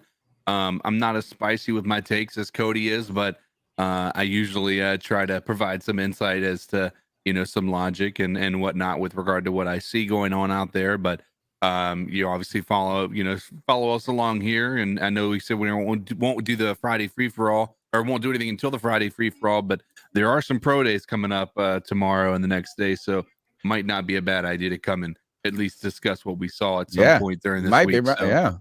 I'll have some time too. My wife's going to be out of town. Is there a big one tomorrow? It's not one of CJ Stroud. Stroud's tomorrow. That's what I heard. That's what I heard. Well, look, Greg, Geeks Chasing Squirrels podcast. Tell them how they can get. Actually, just want to say this is I finally watched Black Adam. I thought it was fantastic. You know what? I thought it was fantastic the first time I watched it too. Then I rewatched it. Oh, really? Yeah. Well, I thought it was great. I thought it was great. It was that I rewatched it and I was like, this wasn't as good as I thought it got surface. a lot of shade from people, but it's very surface. It's not really a deep, which again, it is Well, what it is. It was a yeah. good blockbuster movie to watch in a movie theater. Right. Exactly. Okay. I thought some of the secondary characters were compelling and entertaining. Yeah, I mean, it had its good points for sure. I like too a hero that wasn't just always like. I mean, it wasn't just like, hey, good guy. I thought it showed some different things to it. I liked it. All right, but I'm not one of those Marvel experts, and I know that's not Marvel. That's DC. I'm pretty sure. Shazam that. How can they Shazam your podcast? Yeah, man. Check us out on YouTube at 9 p.m. Eastern Standard Time. We go live. It's based off this show. It's just about pop culture, comics, movies, books, novels, audiobooks, all that good stuff, television shows. I mean, we do it. We were talking about Mando. Well, excuse me, we're talking about Last of Us, but Last of Us just ended. Mandalorian, Picard, Bad Batch, all that good stuff. We usually have guest creators come on a few times a month, but it's a good time. So come check us out. Check me out at Bat852 to find out more information. We're 3.5 hours into this podcast. Cody Lack, take us out of here. It's the longest running Panthers podcast, literally. C3 Nation, until next time, you already know what to do.